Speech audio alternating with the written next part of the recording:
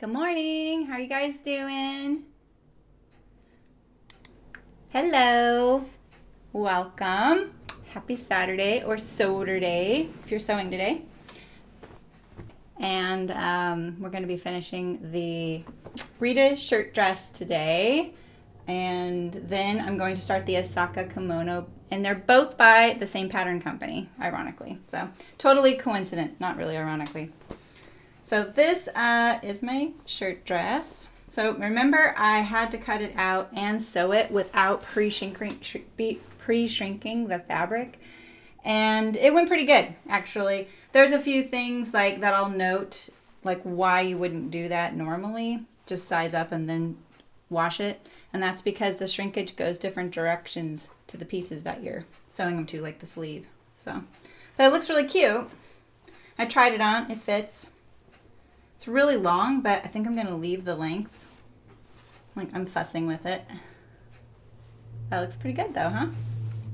Kind of has a safari-esque feel to it.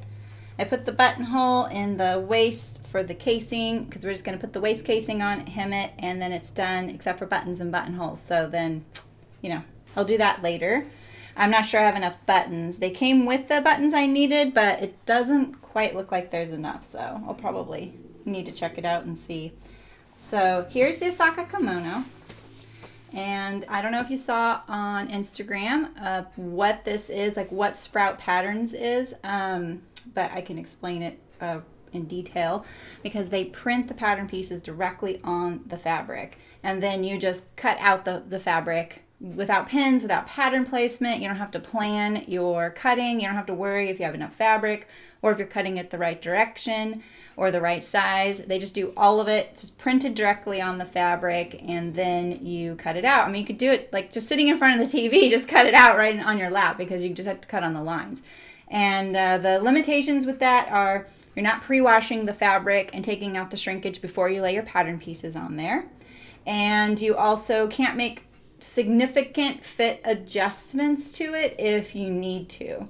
So you really have to watch the size chart and look at the finished measurements. And as always, I look at the hashtags of people who have made the same garment to see how it fits them. So, and I feel like when I've made my first two Archer button-ups on Grainline Studio that I could have sized up a size, and when I washed them they would have fit better.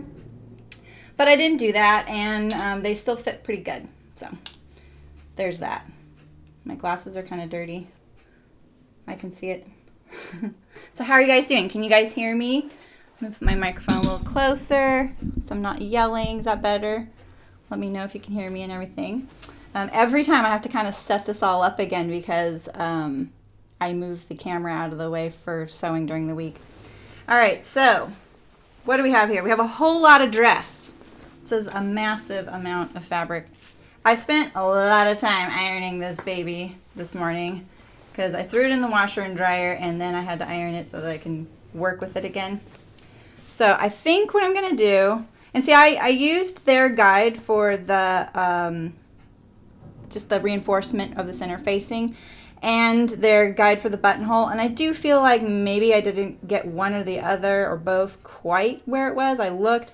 It's a little hard to determine where the buttonhole should go because they're all stacked on top of each other. So I just made it as long as my little belt is going to be, just like that.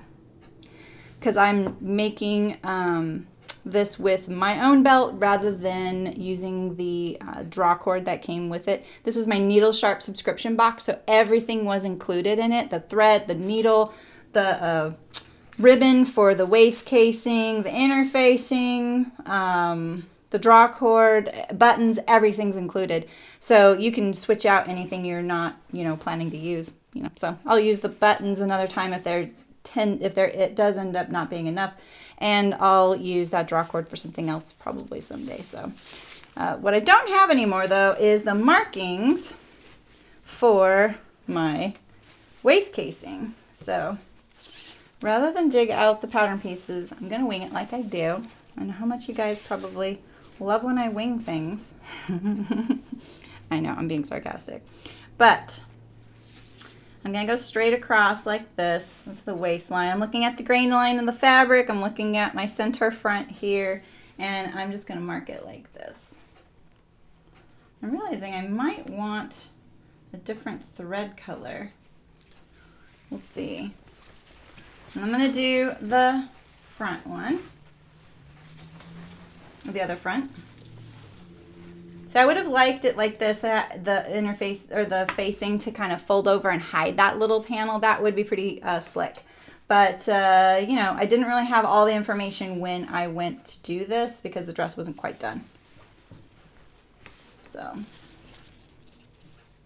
and this ribbon goes right over that casing. So again, I'm looking at kind of how straight it is, perpendicular to the center front.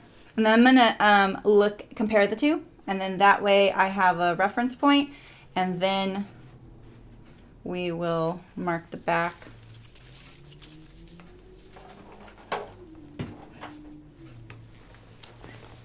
I was determined this morning to figure out how to like include a little bit of music as background, but I didn't get to do that. I was texting with a friend, and I was a little late getting here, but I'm determined to do that. I feel like it would be really nice just to have a little background.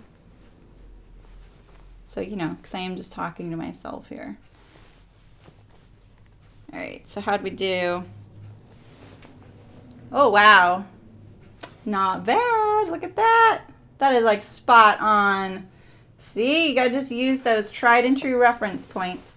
Green line and right angles for the win. All right, so now what I'm gonna do is I'm gonna keep that folded. I'm gonna mark my center back. I'm gonna fold it. And actually what I'm gonna do is I'm gonna fold it this way. Wrong sides together so that I can pin on there. The waist casing for this, it's like a casing for the belt, and so you can cinch up the dress, and it goes on the inside of the garment. I actually probably have never in my life sewn something like this before, funny enough. All right, I'm gonna pin this down and just kind of anchor it like that so I don't have to keep figuring it out. It's very thick in here, so I'm just trying to make sure that I get this as straight as possible. And here's another reference point. Like I could take my yoke here and kind of match up to the other one like that.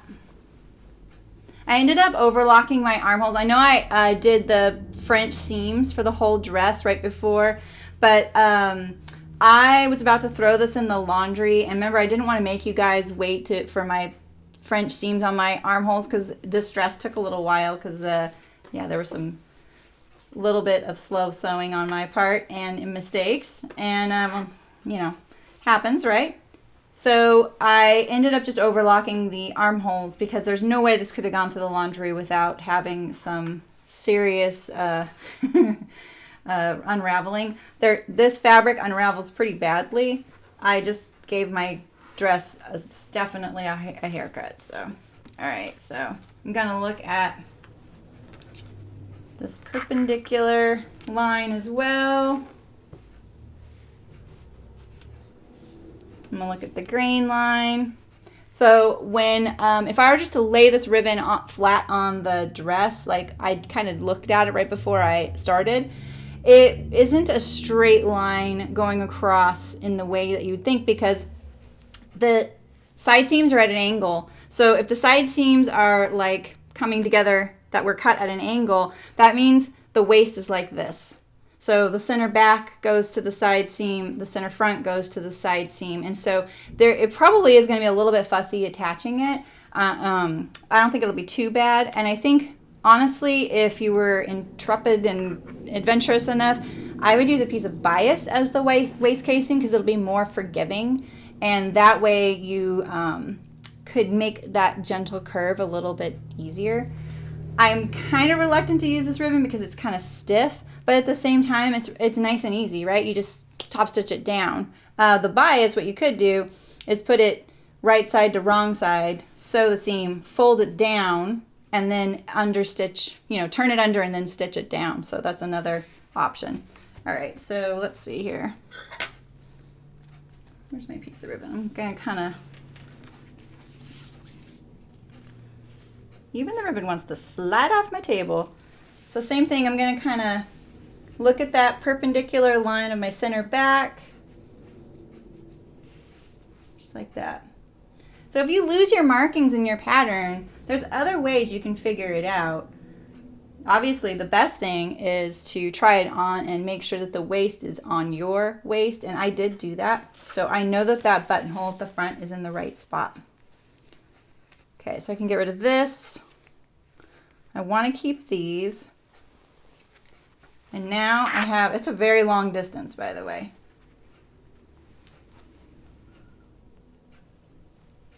I'm going to take a bit bigger of a bite with my pins there, because they're going to want to pop out since it's a single layer of fabric. So I'm going to put the bodice to my right since it's less fabric to go through the machine head opening here. And I could lay the belt down while I attach the ribbon like underneath it so I don't have to thread it later. But I can also use my loop turner to pull it through. So I don't know which would be more useful to show, but I think I will just, oh, I haven't even turned on my machine. And I have, let me see, let's make sure I have the right color bobbin since that's the one that's going to show. Yes, very good. You guys can hear everything okay? The lighting's a little funny. I adjusted it for the Asaka Kimono. That fabric is a very interesting color. All right, so I think I'm going to fold under my edge here and hem the ribbon. This is probably what it says. Well, I'm not sure the instructions have ribbon. I think it does, actually. I'm going to fold it under and hem it. Oh, I should have sewed a few stitches since I just switched out my bobbin. See, this is what I'm talking about. You know how I always like sew a little test piece of fabric after I've changed my bobbin? This is why. My machine's a little bit messy on the very first few stitches. I'm just going to take all that out. I don't want to keep that in there. It's going to be hidden under my facing for the most part. I don't really have to worry about it. You know, in fact, I'm going to do this. I'm going to attach it to the, I'm just going to fold it under and attach it to the dress. That's what I'm going to do, like that. So I'm going to cut my buttonhole right now, and this is the way I do it. Some of you are going to cringe, and some of you are going to be like, oh, that's how I did it. I poke in my seam ripper on one end, slide down, and then stop down there. You can also go like this, poke in and then poke up there and then cut, but it might be a little too much fabric for your seam ripper to do that. I then also trim my buttonholes. I'll fold it like this, pull out all the little threads that want to come loose, and I get rid of them right off the bat. Because otherwise it just keeps unraveling. And you see that white like from my interfacing. I'm just going to trim a little bit. I don't want to trim any of the threads that make up my buttonhole, otherwise the buttonhole can eventually come out. Where's my other front here? This massive dress. Here we go. So I'm going to do it again. Poke one end in, slide gently, really carefully to the end there. This is a blade right here in your seam ripper. I don't have a fancy buttonhole cutter. That's a fixed length. It works for a lot of buttonholes, but it definitely has limitations. And what that is it looks like a chisel, and you put the chisel on there and then just tap it.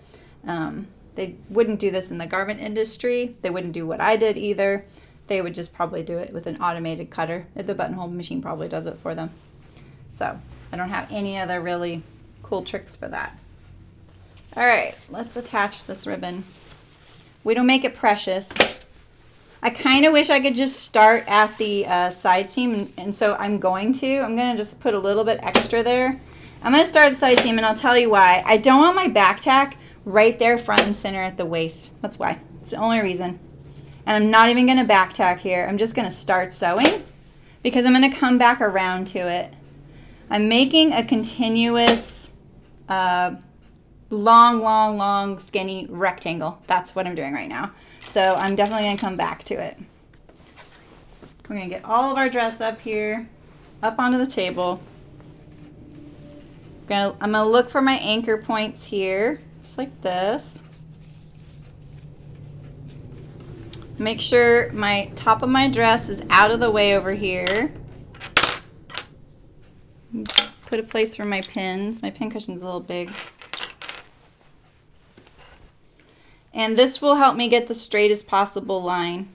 And it looks pretty on grain, like I can kind of see, considering that this side seam is at an angle, you know? So I kind of want to lower it just a little bit. I feel like it'll be a little straighter, just like that. I know you probably can't see all of it, but you're about to. So what I'm doing is I'm holding it back here at the center back waist, and then I'm pulling it straight because I want to have the straightest possible seam. And you know, you can't be too hard on yourself with this, because once you have your belt in there and it's scrunched up around your waist, you're not going to see this. You'll hardly notice it.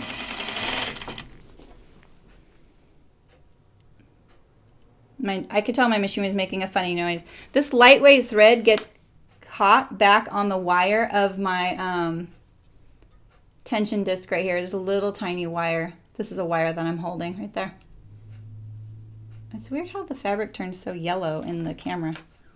Does it look so like warm to you guys? All right. Right there is my pin. Remember, I went a little bit lower. And then I'm going to look at my next anchor point right there on my waist. So here's my next anchor point, like that. And I'm glad I went a little lower now, because look at that. It kind of was about a 1/4 inch lower. So that was smart. Trusted the grain line of the fabric. I don't want any of that to sneak under there. I'd really not like any extra back tacks showing on the outside if I don't have to have them. And now all I'm hoping for is that my ribbon is long enough. Okay, I can get rid of these pins now. What's done is done. All right, I'm committed. Ribbon is plenty long, so I'm going to trim a little bit off right now and get it out of the way. And I'm going to do this when I get to the buttonhole. I'm going to turn under an edge like that, and I'm going to cover up the buttonhole just like that. We're going to totally encase it. This is not the most appealing guts of a garment I've had. I trimmed a lot of this. I remember I didn't really like my serging. My serger wasn't doing so well, so I serged the edge and then I turned it under and top stitched it just to make it look a little cleaner when I'm wearing it on the inside. No one will see those things. Ooh, I cut that really close. Okay. I feel like the front is the most important to get it straight, so it's kind of nice that I started on the side seam so I could get kind of my legs under me. Ooh, I feel like this could be a little bit longer. All right.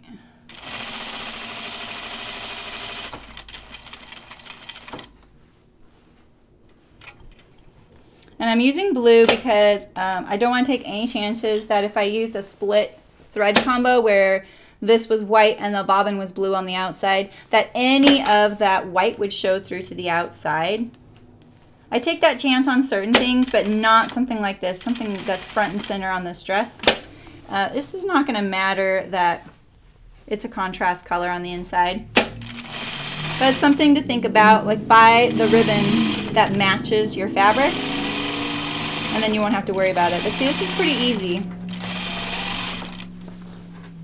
The content wasn't on the ribbon that was sent to me, so I'm really hoping that it's polyester for once. It might be a little scratchier against my skin, but I have already pre-washed my fabric. And so I would probably recommend pre-washing your ribbon if you end up getting a pre-made ribbon casing.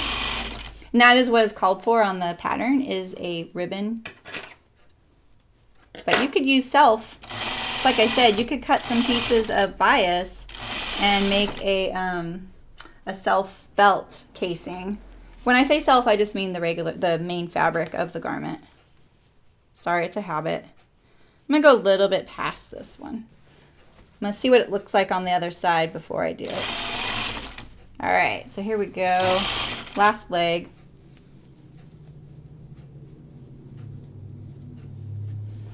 Let's see what this looks like. Ooh, look at that. Looks pretty good. Yeah, so see, this ribbon is a little bit narrow for the width of my buttonhole.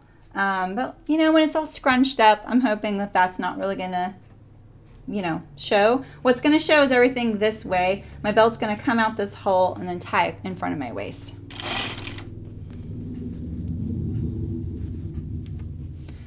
We don't get, you know, 15 tries to sew a garment before we do it. You can do a muslin, you know, but most people don't use muslin to sew a muslin. They use good fabric. I don't understand that sometimes, but I understand it other times, you know. So, you know, unless you're going to get to try this out and see what happens, you're kind of flying blind.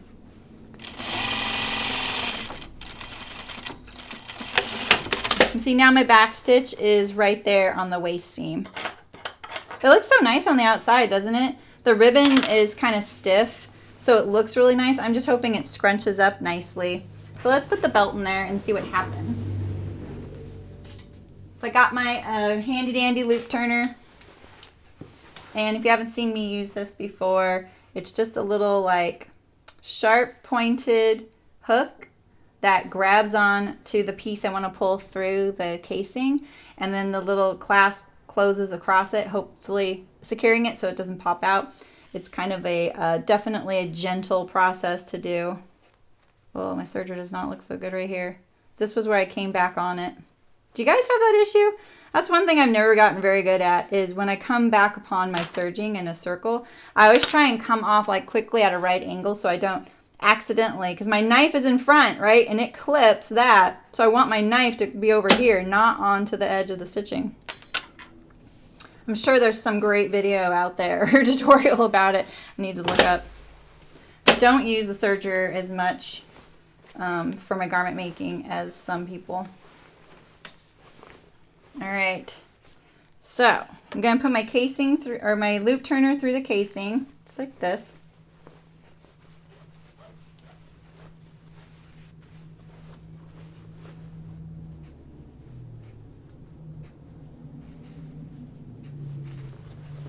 I had to get past the side seam there. All right, ooh, it's a lot scrunched up there. So now I'm going to put my belt through there, and I'm going to go through the seam side so that it has more stability, because I don't want to damage my fabric, because I do feel like this little hook and doing loop turner will damage this fabric, because this fabric's pretty delicate. Okay, so I've hooked it on there just like that. And when I put it in there, I'm going to kind of straighten it out so it goes into the casing like that.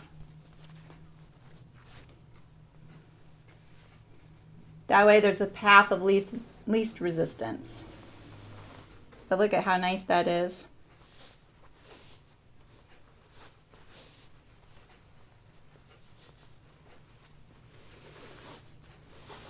That looks easy, doesn't it? This is the most fun I've ever had with this thing. Okay, there we go. It's out.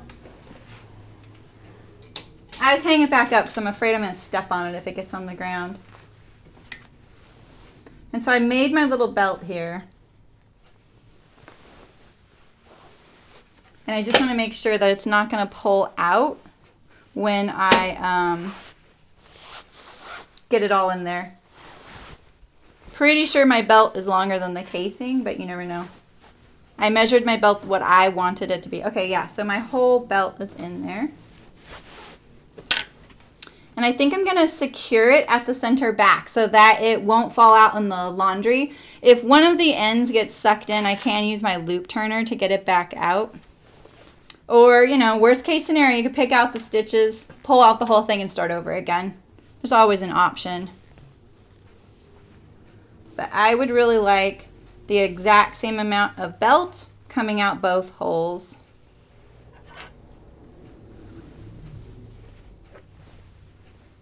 So that it's symmetrical. Ooh, it's so much dress.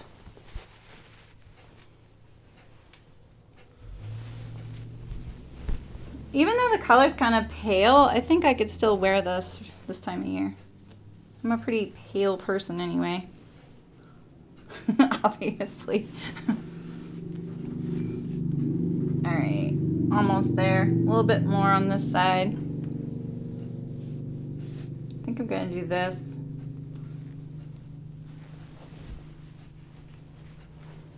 I'm gonna kind of hold it so I know where those ends are. And pull it and center it. All right.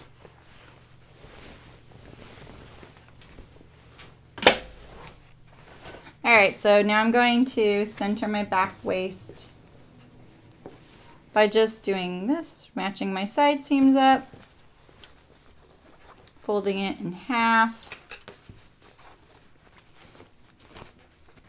This. There it is. And I'm going to sew across that.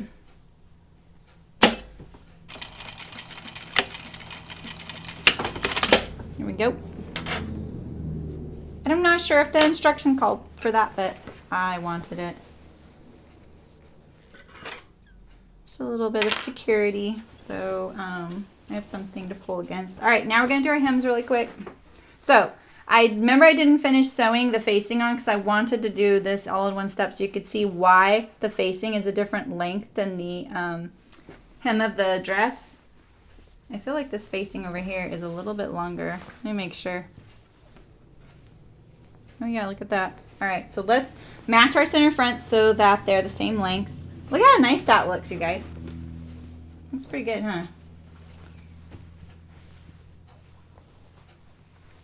Yeah, let's look at it. Just like that. Pretty clever, yeah. Yeah, I did. I used the loop turner. Yeah, it was so easy, Janice. I just like put it in one hole of the casing here, all the way through to the other side, and pulled the belt through. It was like the most fun I've ever had with this loop turner. I mean, yeah, we all have fun with gadgets, right? But I love that little loop turner. I've had one for probably 30 years, I think. Oh, was that really possible? 29 years I've had one. They gave it to me in college, I think. Yeah, I know. The thing is so cool. I don't think they're that expensive either. So worth it if you do a lot of that kind of thing. All right, we're matching our center fronts. That's what I'm doing. That's what I'm doing. Okay. I really, really want to understitch my facing. It bugs me that it's not. And the reason I haven't yet, just so you guys know, is because it's a, is this a notched collar? I think this is technically called a notched collar when it's like this. So most of your facing actually shows to the right side. Like that. And so I feel like I remember that what you do is you kind of figure out, like, you kind of just understitch, you know, up to like here. And that way it doesn't show on the outside. So I know it looks really chic. I'm not really known for being chic either. So maybe I will kind of understitch my my facing. I'll just go to like, just right here even, just to make sure that it doesn't show on the outside. And then my first button will probably be up here, so it won't. So, yeah, so let's make sure our front's the same length. It's really important, no matter what you do. You always want your, like, pieces that match to each other to be the same length. That way, it's not really obvious if you sewed one seam allowance incorrectly or got some sort of misalignment. I just finished another Archer button-up yesterday, and I got those cuffs so wonky, and unfortunately it's the one that I'm turning into the fabric store, and I was just like, you know what, it's not that bad, but at least it shows, you know, human sewing. We all do that, right? So now look at that. These were cut identically and then put in the washing machine, so there's a chance that one shrank a little differently than the other. That would be really weird, but that's what it looks like to me. Same with the facing. Where does facing go? Here we go. The dress is really long. It could lose a little. It's totally fine. It's not going to hurt anything. I'm kind of into the length of it. But I have to go with the shorter facing. See how thready this stuff is? This is nothing. You should have seen it. I have like piles of this blue thread that I had to trim off of the dress when I got here. I was like, oh my goodness. I got it out of the laundry last night, and it had it with a drawstring from a pair of pants and a sleeve of something else had created this like mashup of a laundry knot that I was like, oh boy. So I just pulled out the knot and then detangled it, threw the dress in my basket for this morning. It's like, all right, I will deal with the other thing later. All right, before I cut the dress that much, let's make sure. Let's look at it again. Triple check. As Rayanne and I say, measure 3 times and then measure again and then cut. It's kind of amazing how many times you can measure something or count something. Really, our saying is count something 3 times and then count it again because it's probably still wrong. It's kind of amazing. Oh, see, now that looks way better, doesn't it? That's not as off as I thought. So we'll do it one more time. Because, you know, your hand can accidentally be pulling one side more than the other. You could angle your hand like this and it'll shorten this side. There's a lot of different things I've discovered measuring things that happen without you even realizing it. And one of my favorite designers I've ever worked with, she had a really funny saying. Like I would say, will you measure this, will you measure the seam for me and see what you get? Because, you know, you're like looking at a computer doing this CAD work, like measuring the seam, you get it, you print it out and you're like, you know, like it doesn't seem like, it seems like it's gonna be hard to sew even if it measures perfectly. And, you know, I'd say, well, you just measure this and see what you come up with. And she'd be like, what do you want it to measure? And it was like such the perfect, like, encapsulation of how often, no matter what you're measuring, can change. It turns on you. It's a, you know, it's a fickle creature. All right, we're getting the same one. We've gotten that like 3 times in a row. So I'm going to clip this right here, just so I remember where it's at. And I'm going to go with that edge right there. So the reason I did that and I didn't monkey around with the serging is because this is a seam right here, and it gets attached to the facing. And so we don't have to worry about it too much. So let's look at our vents, our side slits, and make sure that they're all copacetic. Yeah, you can start seeing some of this, the craziness I had with this fraying. Like I trimmed a lot of this. So we're going to cut into the seam right at the base of the French seam, right there. This wasn't designed for French seams, so that's just the way you're gonna deal with it that way. Because we're going to hem this whole edge here. See, so that one, this is the back, so now it's like the back is a little longer. Just want it to be relaxed. Right there. I'm just gonna have to serge this all. Reserge it and make sure that actually I'll probably cut all this off and get rid of the serging. I only serged it to go through the laundry so that I wouldn't lose most of my dress. Sometimes that's what I recommend, like if you're pre-washing fabric and you even see the hint of threads by the time you're like getting close to your washing machine and your serger's nearby, or a zigzag or something, I recommend just serging the cut edge of the fabric. You don't have to do the selvages, just the cut edge. That way you don't pull out of the dryer all of your laundry wrapped up in all of the threads from that piece of fabric, because it just like gets worse and worse. All right, I hope this is the front. Okay, good. So the back was a little bit longer. And you know, this kind of makes sense because I didn't pre-wash the fabric. I sewed the dress and threw it in the laundry. The back has a seam right here, kind of low down on the shoulders right here. So this piece is actually shorter than the front, so it's going to shrink a bit less. So adding that 1.5 that I did to the fronts and the bottom and the facings of all the pieces, it just didn't all get taken up. So it's just not a very perfect, you know, science to do it that way. When they build shrinkage in the factory or at the commercial level, they do it by percentages. They do a shrink test. They measure the width and the length of the shrinkage, and then they apply it to the garments. And that's only for garments that are going to get garment washed or they fear that there's a big issue with. They don't really build in shrinkage for when you buy it. So it's only if it's going to be an issue. All right, so we've kind of nipped all of our side seams there, and I'm just going to kind of look at them now lined up next to each other. I really need a bigger table to work on for you guys, huh? I'm just going to lift my presser foot up. Oh man, my needle came unthreaded, and just slide this over like this. Okay. So we have this short thing right here. This was our first one that we nipped. Where's my table? How about right there? It's a little bit better, huh?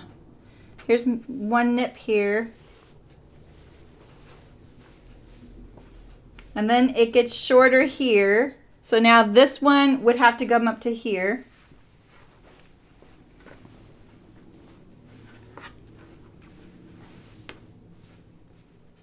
Yep, so that's the same there and on this side, so that's good.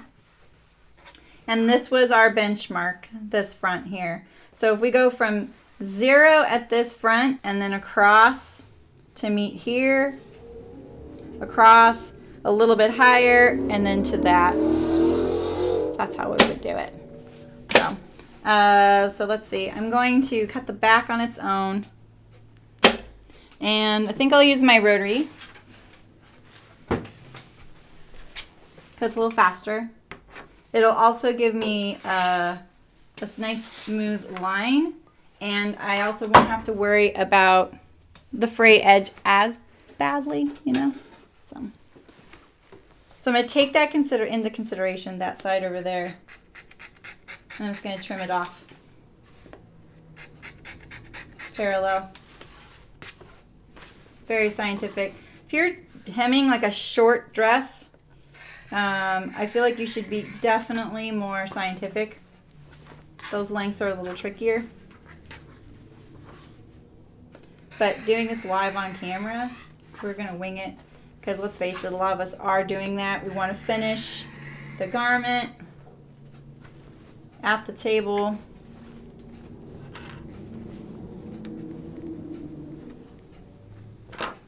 Double checking. Perfect, okay. And then I'm going to trim a little bit off here. And what you really want at your side seams and your junctures is right angles. You want them to match, and you want right angles.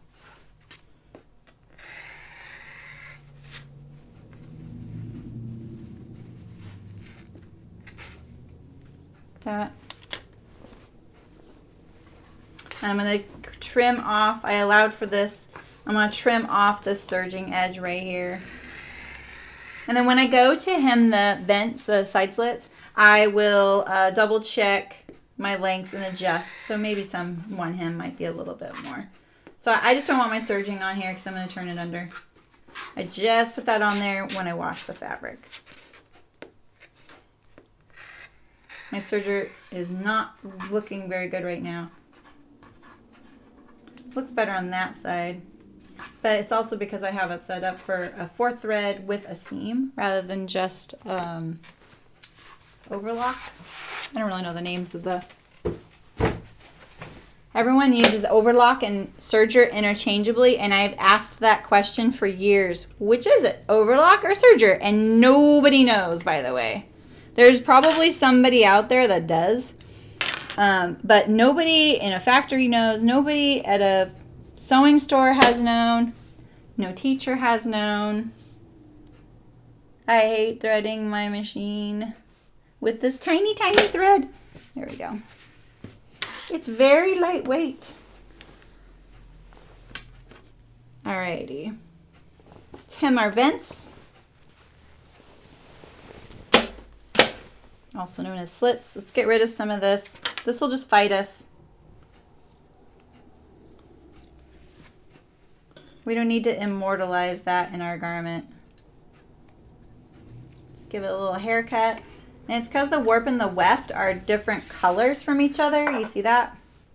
So the warp or the weft, I'm not sure. I used to know that. I don't know anymore. Is white and the other one is blue. And that, I mean, look how dark blue that is compared to the fabric too. I don't know if you really can tell. The fabric's kind of dimming for you guys. But it's a lot darker, but mixed with the white, it makes it into that chambray color. So typically a fabric like that wouldn't shrink as much because it's a yarn dye. Unless they're the exact same, same exact fiber that they're using, then they'll probably skip the sizing. I saw fabric made once. I can't remember. I've seen fabric made plenty of times, but I saw how, no, I saw, wait, yeah, I saw how knit was made more recently. It was really cool. I was watching it. Oh, hello, Kirby. I didn't think about that. Overlock is a UK term and serger was a US term? I have never heard that before. I don't even know where the serger was invented. Like, I know where the sewing machine is invented, but I'm not sure about the serger. That's interesting. I like the term overlock, but serger is, I feel like, more commonly used. How are you doing, Kirby? Are you at work? Are you sneaking? I made this massive shirt dress. Massive meaning like it is a lot of dress. And I'm on the last step. I'm just hemming it. I'm taking my own sweet time here. Sorry, everybody. And then I'm going to make a kimono. But I didn't pre-wash this fabric before I cut it out. And so then I washed it as it was sewn. After it was sewn. And now I'm just kind of dealing with the ramifications of all the little threads and the shrinkage and stuff like that. So what we can do is just hem this vent, and then when we hem the dress, we'll compensate for the length. I'm going to lighten up the, I can't tell. It looks like the camera is really really dark. Is that true for you guys? Tell me if this works. Do you like that better? Let me know. Oh, nice, no work. Is that better? All right, so I'm just gonna roll hem it. This is what I call a roll hem when you fold it twice like that.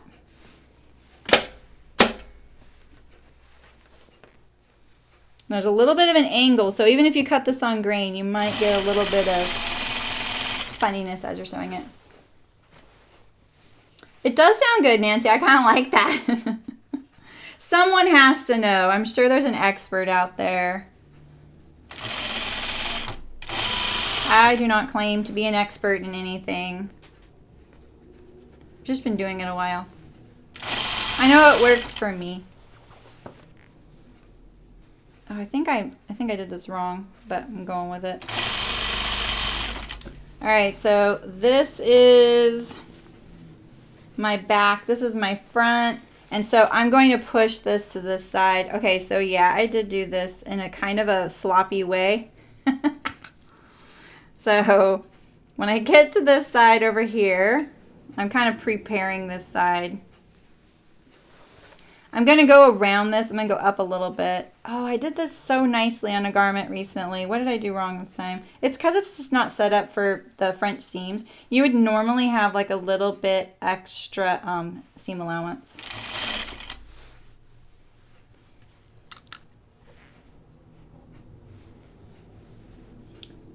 I can feel like a lump. Oh, there it is. It's like turning more than twice. There we go. That's better. So I'm going to go just above that. Over. Yeah, I did follow the directions for this. I did this wrong. Sorry, guys. I'm glad I did the French seams, but I should have set it up. I know better now after the Charlie to set it up for the French seams. So I'm going to straighten out my dress like this. I'm going to go over. The reason I straighten out my dress too is because you really want this little like square stitching to be, you know, nice and symmetrical on the outside. I thought I trimmed all these. I must have trimmed the other side. So I like rotary knifed a lot of these little thready guys here before I came on the camera. Like I ironed the whole dress for about 5 hours. I'm exaggerating, but it felt like it. And then trimmed up all these little threads. But see, yeah, it was really bad. It was really bad in the seam of the facing.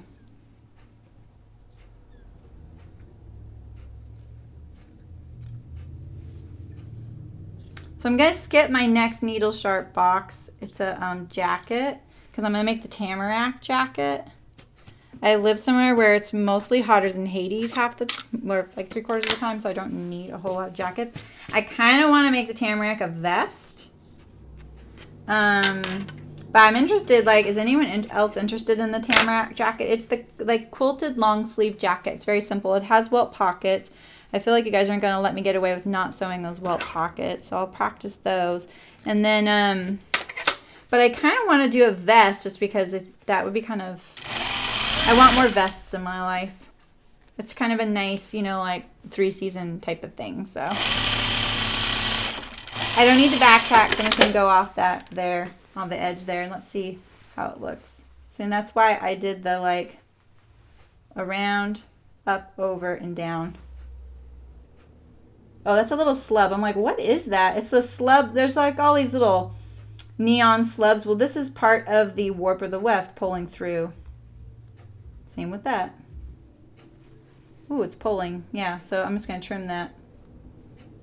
That's what happens when you have a yarn dye. I love yarn dyes. But you just got to make sure you don't pull the wrong thread. Otherwise, it will catch. It'll snag, kind of, you know. Can you see those little neon slubs, the green and the pink? It's pretty cool. Very unique. All right, let's hem our other vent, hem this dress, and get it off the table so we can do the kimono. Kirby, you've done Sprout, and you did the white glove service too, which is pretty cool, where they sew it for you.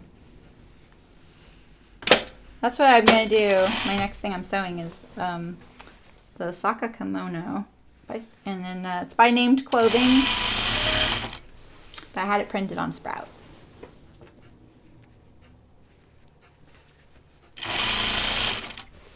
I ordered the wrong size though, unfortunately. My bad. But my daughter seems like she's into it, so it'll fit her. She's a wee slip of a thing. Alright, so I'm getting up here again. This is my front. I knew that already because if I went one direction with the side seam on the other, and then I would go this way on this one. So I'm pushing it that way. And I didn't clip this one yet. Or I did, maybe I missed one layer. So, to the seam. Oh shoot. I don't have a back tack, I think, here. Oh, I know what it is. I just need to go past. That's what it is. I just need to go past. So I just went past my raw edge there. That's what it is. When you do these vents with a French seam. I just can't keep it all in my head, guys. Sorry.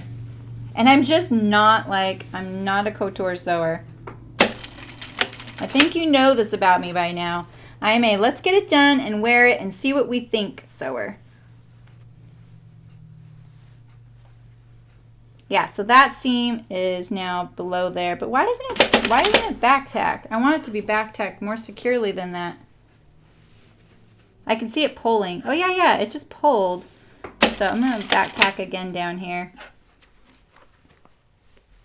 You know, your vent is it doesn't seem like it, but it's a high stress area because you can accidentally, I don't know if you've ever done this, but you can snag the hem of your dress on something and it'll pull. And then you can also step on it as you're going down steps. And so you definitely don't want this vent to be a point of weakness where it would just rip open right there. A lot of vents do that. You don't even notice it. It just happens over time. That you'll look at your shirt vents even, and there's like a little bit of wear at the top where the seam juncture is. So it's kind of nice to be aware of that when you're sewing your own, and then you can kind of reinforce it. You'll see some that actually have a little piece of fabric right over that spot, like in Better Wear clothing.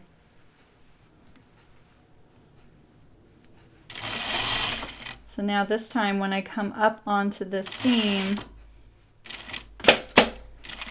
I'm going a little higher than the other side because I had not sewn it this way.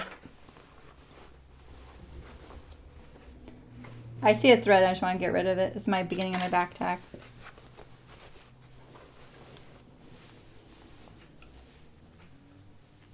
There we go. Can you see that?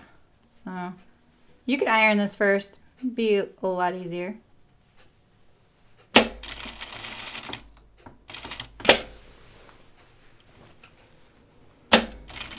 Yeah, it's kind of the worst vent I've sewn in a while.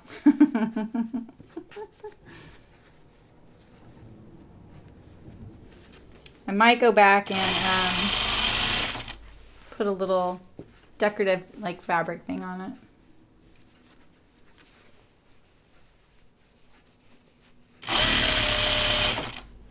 Getting all those threads in there.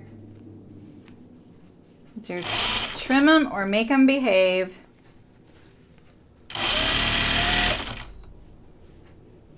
This fabric, you know, I ironed it, but it still wants to wrinkle where the wrinkles came in the wash.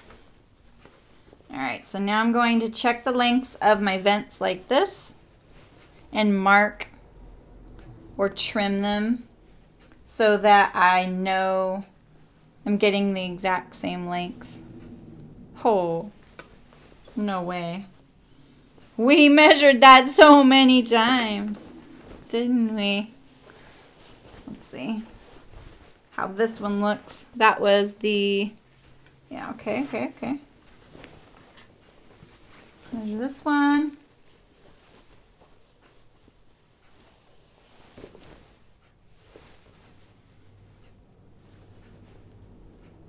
You know, this back is more on the bias than that one. You can see how this one's torquing? It was the same on the other side. You see these little lines here? That's torquing. And that's because it's at a little bit of an angle. And so look at how stretchy it is. Do you see that? Compared to this one's a little straighter. There's still angle. But it's not torquing as bad.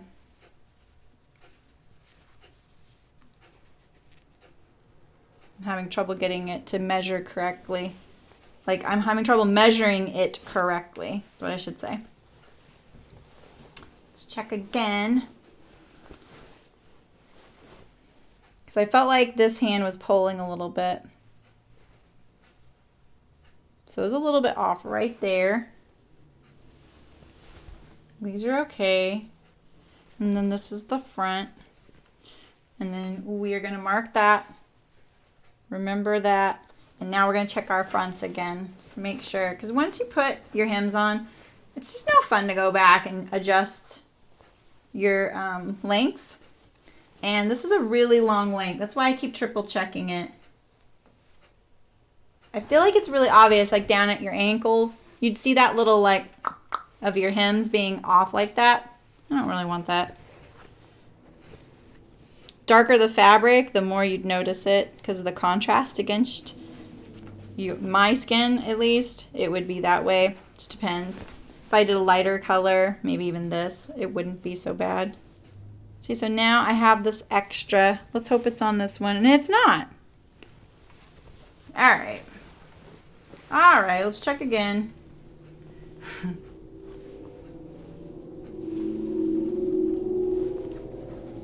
Okay.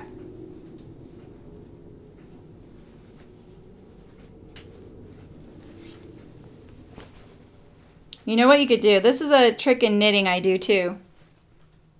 I'm going to pin this so I don't have to keep doing it from the top. I'm trusting this. I trust this right here. It's like a trust point, right? I don't need to keep redoing that entire front. Just gonna pin this.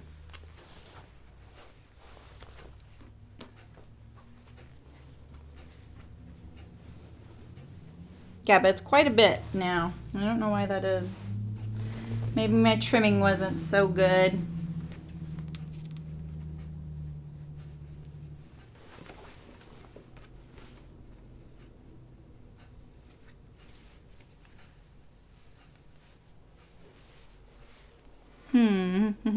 I'm gonna go like this. I'm gonna even this one out. Just like this. Look at all those threads already coming off, even though I just used my rotary knife on them. I'm gonna go 0 on this to that center front. Like this. This isn't a prom dress, so I'm not terribly, like, worried, you know? I'm not, like, going up to the point where it's getting so short it might be revealing. It's a really long dress. And we know our side slits match. There we go. Let's hem.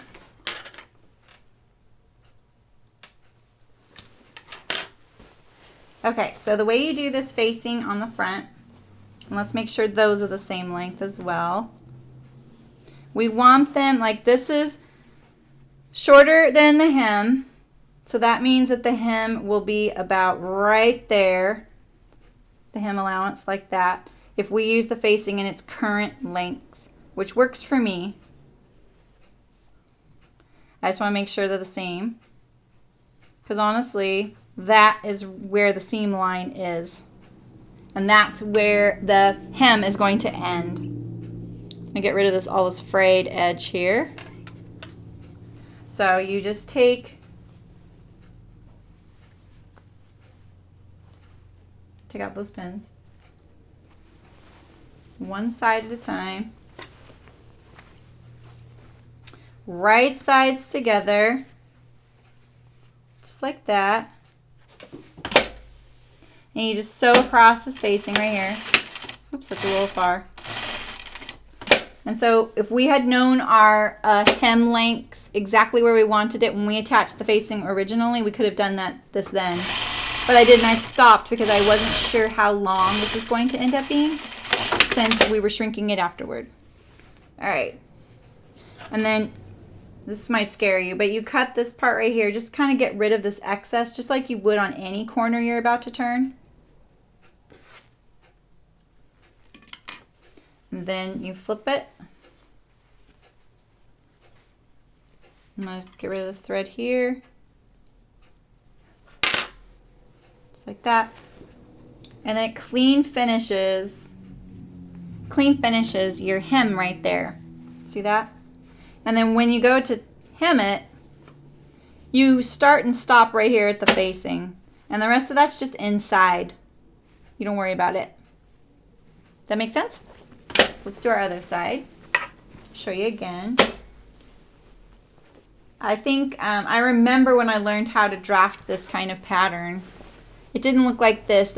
Actually, the notch is cut out of the commercial style. They don't want the sewers spending time wondering where to cut that cutout, so they give it to them. And all they would do is just nip the corner. That's it. Floor sewers are not like you and I. They probably have never sewn before that they worked there. I mean floor sewers meaning like someone in a factory.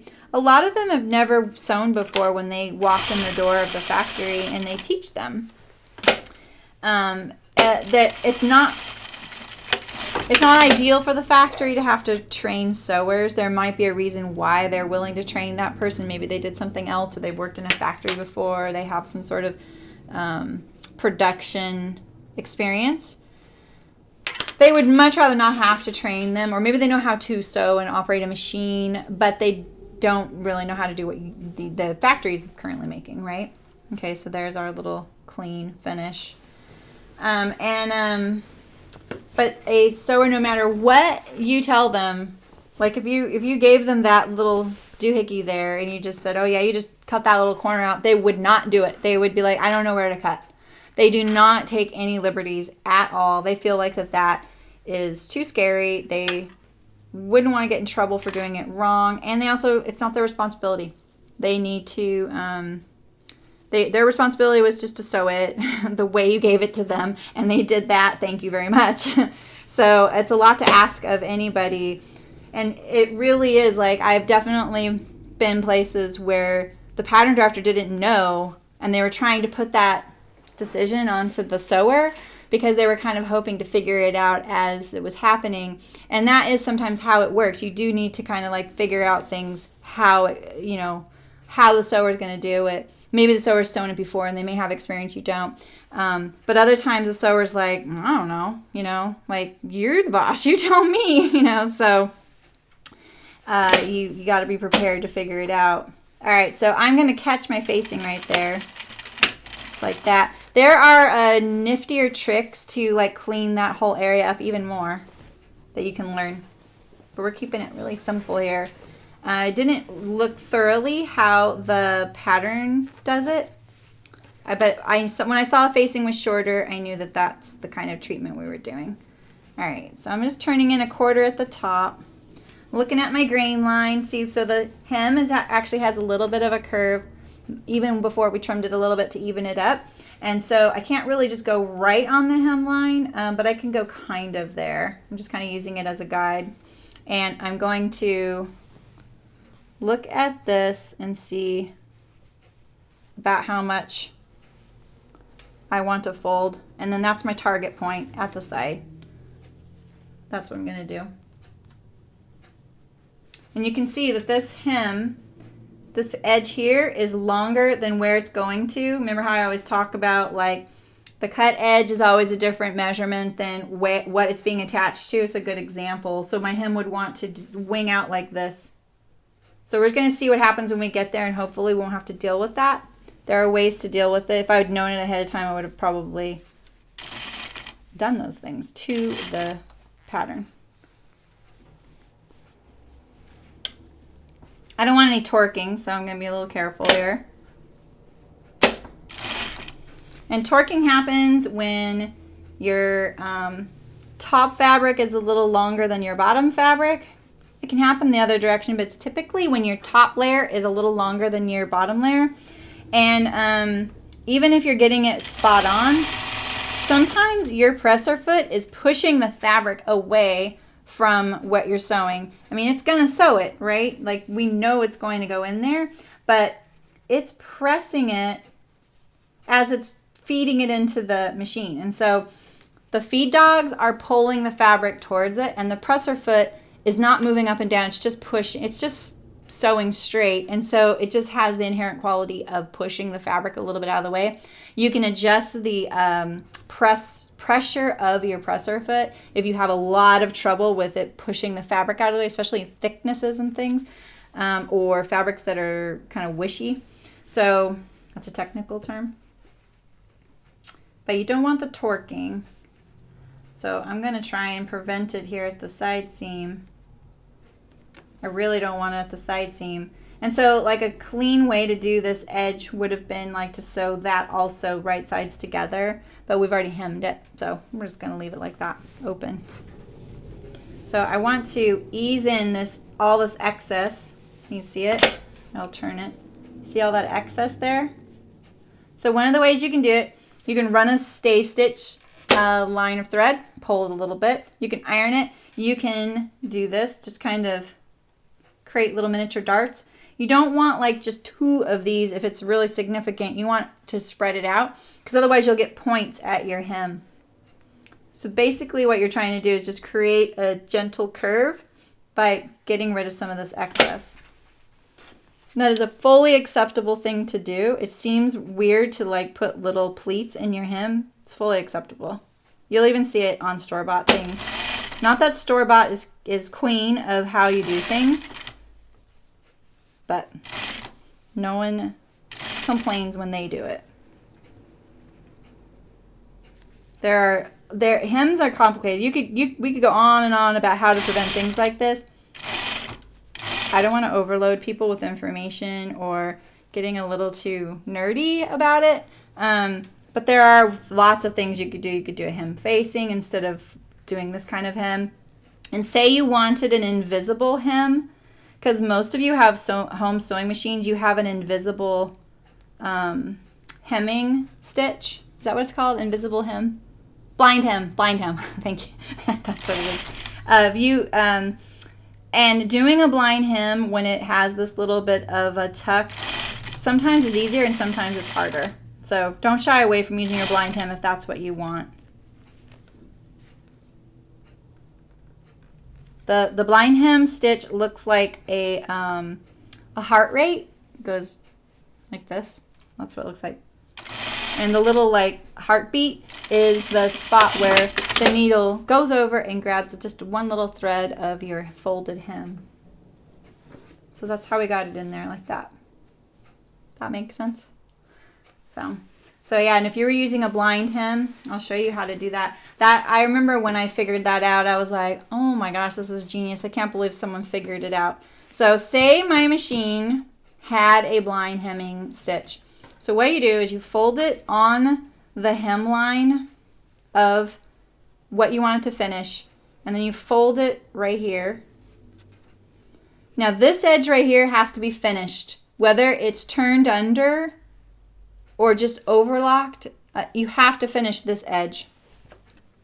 So then your machine sews on here, and it just stitches along, stitch, stitch, stitch, heartbeat, grab a tiny little thread of that fold, come back over, keep stitching, stitch, stitch, stitch, heartbeat, stitch, stitch, stitch, kind of like a beating heart. That's the way I look at it. And you can go really slowly. You can adjust the width of the heartbeat like you do the width of your zigzag. You can adjust the length of how far apart you want your heartbeats to be. So you can just by adjusting your stitch length. What I would do is, like every half inch or so, like a fat half inch. It just depends. If it's a really steep curve, you probably wouldn't want to use a blind hem. But if you are, I would probably put it a little bit closer together because it's trying to basically create a circle with lots of straight lines, is the way to look at it. So that's how you use your blind hemming stitch. And the heartbeat stitch you want is the one with the straight stitch on the right and the top of the triangle little heartbeat part to the left. Unless you sew reversed with all of your garment under the machine head, then you're crazy. My hat's off to you that you can use that stitch too. So just make sure. So if you've ever wanted to do a blind hem, and then what it looks like on the outside is a tiny little pick. You can barely see it, and I know you probably have a garment in your closet right now that has this. And when you turn it to the right side, it just looks like this, and you don't really see how it's done, but that's how it's done. So I do know a few things. Even if I really messed up this side vent to look like utter trash, we won't talk about that. All right, I'm just matching my vents now again. Like the hem width is important, but what I really want is the length of the garment to be the same. That's more important to me.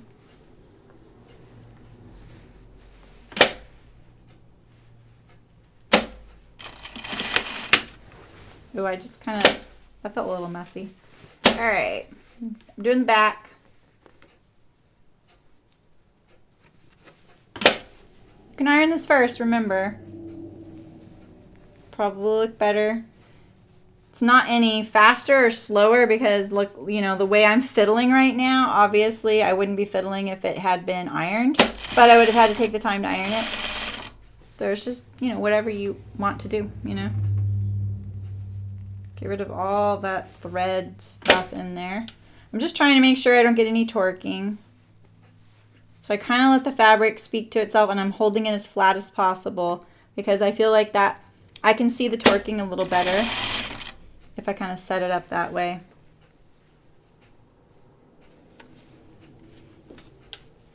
Is anyone sewing today? Are you guys making anything? I feel like today is National Yard Sale Day.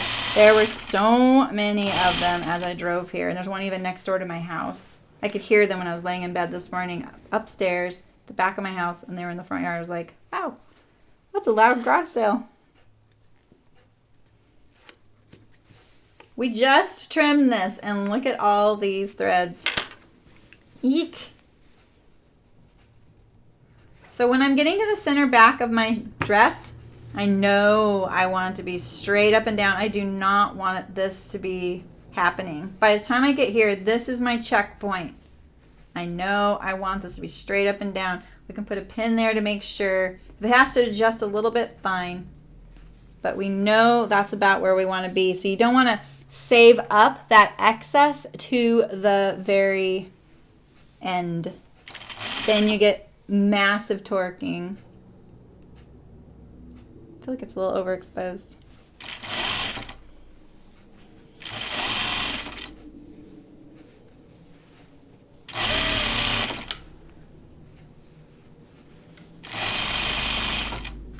I'm really going to need some requests from you guys soon. I feel like I'm getting to the point where I'm like, okay, I'm getting too many things for me, and I really want to make things people are making right now. Okay, so let's see here. I'm going to, oh, this vent is, I can't look at it anymore. This one's nicer.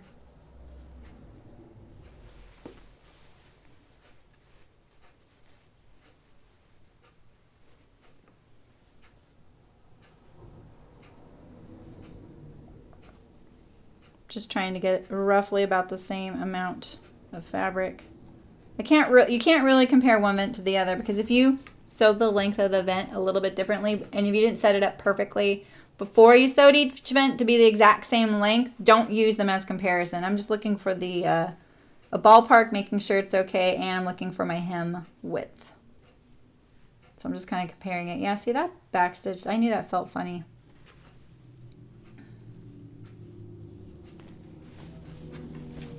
All right, so I'm keeping it straight. So this is like prime torquing. You can see it. See, the bottom is flat, right? Totally flat. The top is all loose. That is when you get the torquing.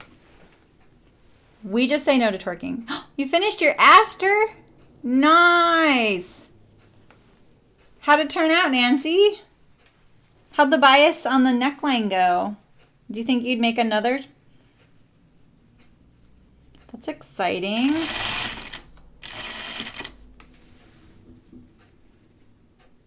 What did I get? You got the aster. Is this what I... No. What did I get? I already sewed it, didn't I? I don't even remember. I didn't get the archer. I don't remember what I sewed for the needle sharp for September. Is this what I got? No. I can't remember. Oh well. So terrible. I'm gonna fix this right here.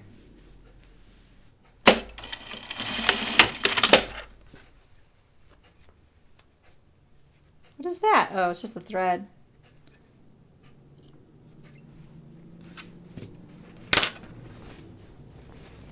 Okay, last section, and then we're gonna start that kimono. Kind of barely looked at that. I'm hoping I put it together the right way. I'm not a fan of this torquing right here. I know if I ironed it, it would go away, but that doesn't mean it's gone, you know? It's just postponing it. All right, so we have our front finished right here. We absolutely know that it has to be straight up and down. I'm gonna get all this, rid of this thread here. See all that? That's what I was doing before, just trimming all that. Okay, so We haven't gotten to iron this quite yet. I'm gonna pin that so that's nice and flat right there. Because what I don't want to happen is this to push like this when I'm sewing towards like that, right? We want them to be the same. We want it to look just like that on the outside. It'll look really nice. So, we can do this. Ensure success, right? And then like turn under a little bit.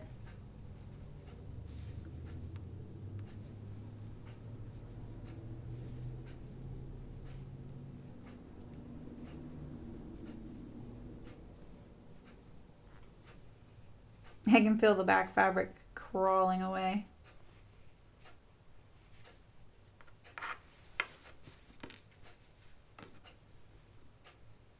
Because of that little bit of extra. And I don't want to also come at it at an angle. There we go. I needed to do that. Okay. There we go. I have a feeling my hems left to right are a little bit, the back seems a bit blousy. I'm glad I made it, but I don't think I'll make another one. Your sewing really helped me a lot. Oh, I'm glad to hear that. Sewing and ripping. Maybe you just need to size down a little bit. Yeah, the back is blousy on me as well. And you know what I did to alleviate that is on my last one, I made little side vents like this dress has, just like 3 inches long. And then that made it open up a little bit and relax around my hips. And so that it wasn't just like all this fabric like pooling at my back because I'm sway backed a little. That tends to happen with things like that. You could also take out that back pleat to get rid of some of the excess or put some darts in someday when you feel up for it.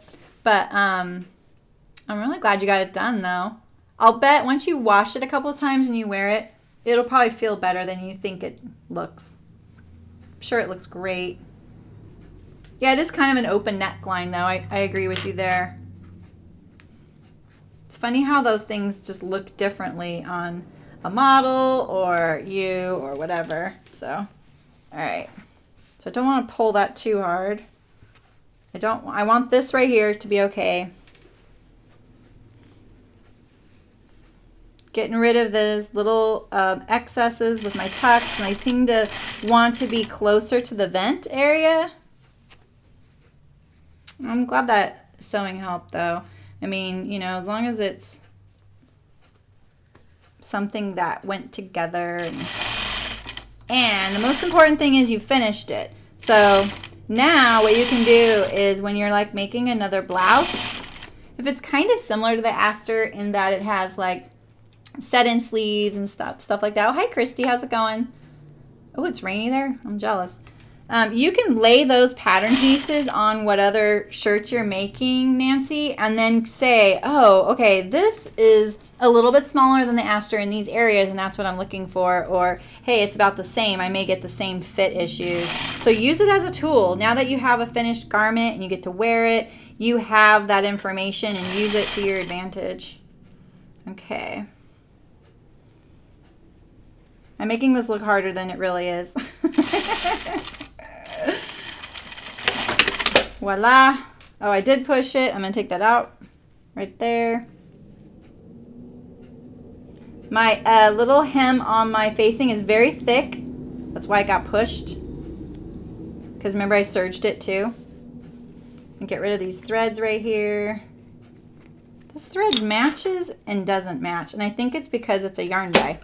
Because the white, you don't notice that white until you see the blue right against it. I'm going to do it from this side. Like that. That'll fix it. All right. Our Reeta shirt dress is done. And see, that's how that looks on the outside. Pretty classy. It is kind of a chic dress. I agree. You can really see my thread color when I re-sew something. And see, you see that little white? Can you see how it's white right there? That's because the warp and the weft are different, so it's pushing away the threads. Uniform tunic? No, I haven't. Is that a new one? Nancy, I know what you mean. Okay, well, good to know. I didn't want to sound like a know-it-all because I just don't know it all. All right, I'm just going to stuff this dress, this gorgeous dress we made, so we look at it a little bit better than that. So this is where it ended up. If you guys missed the waist casing that we put in, oh, I'm going to put in my little bit of understitch. So we put this waist casing on the inside for that belt I made in the on Thursday. And so now, like this, see? It has a little belt. So once the buttons and buttonholes are in here like this, then I'll tie it right there. That tunic does sound interesting. I'm gonna check it out. Oh, cool. Is it knit? Is the tunic knit? Like a pullover, like stretchy thing? You say you wear it under...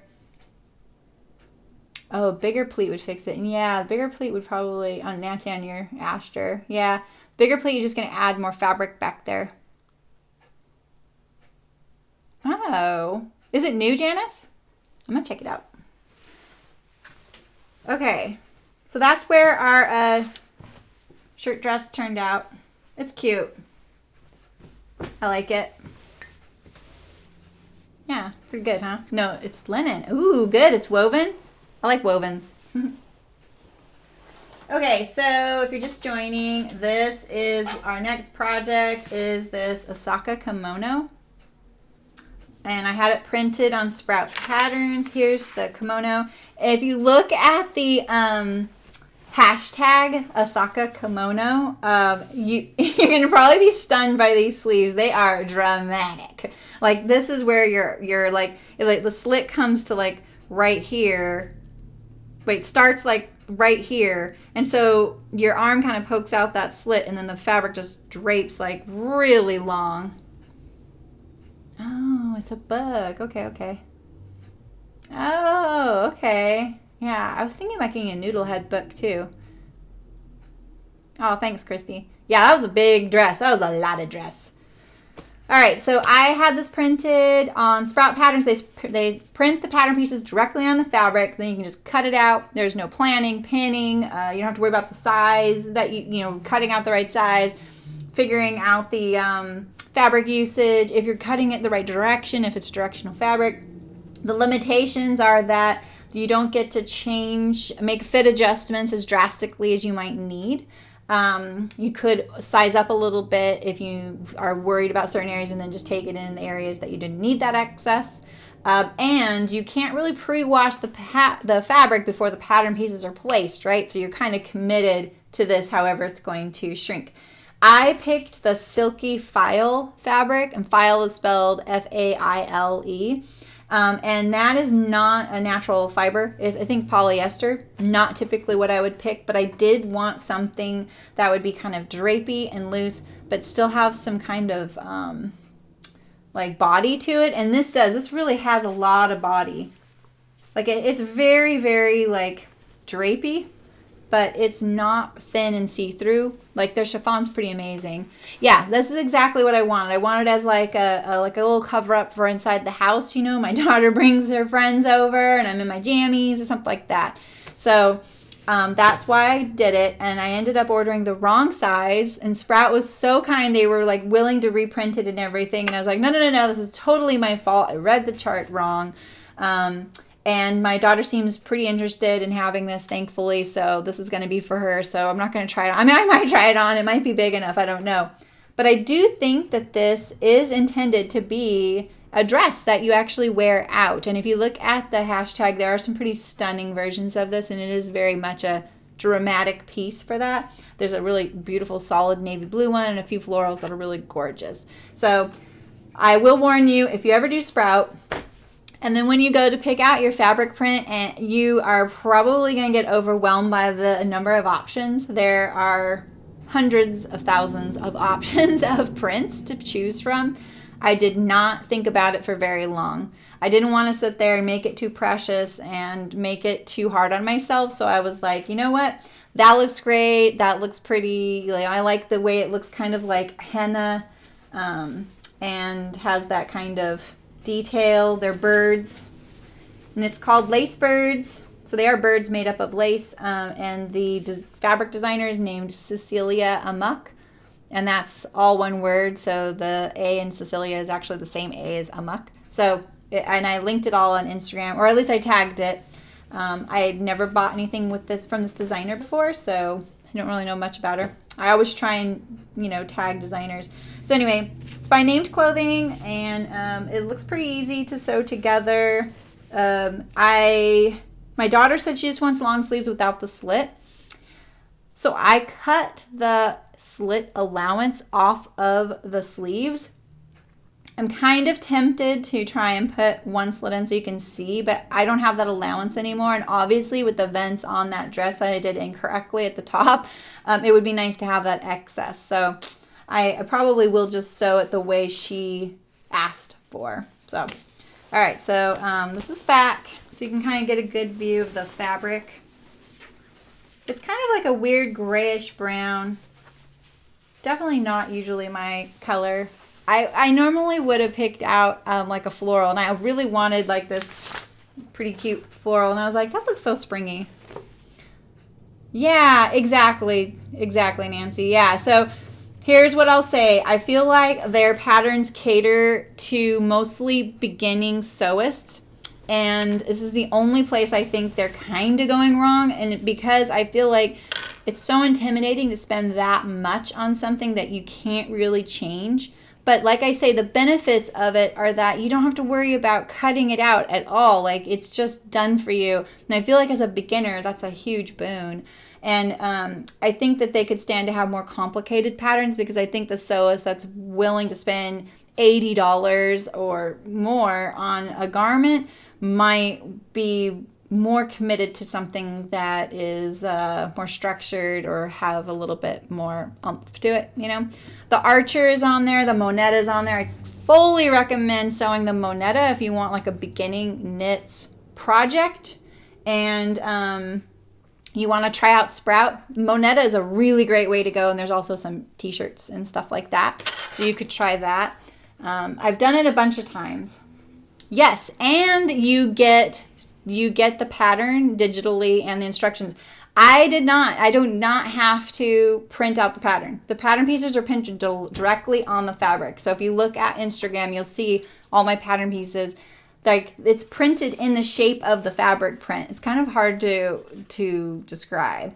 So I do not like tile printing. I cannot stand PDF printed patterns. I will always buy a paper printed pattern if I can, but there are lots of pattern printing services out there. So if I wanted to make this kimono again, I can take the digital PDF and send it to like Pattern Z or one of those pattern printing services, and they would do it. And I know my old like marker making service when I was in the garment industry, she would probably do it. Yeah, Christy, it is. It's kind of a cost commitment to it. So yeah.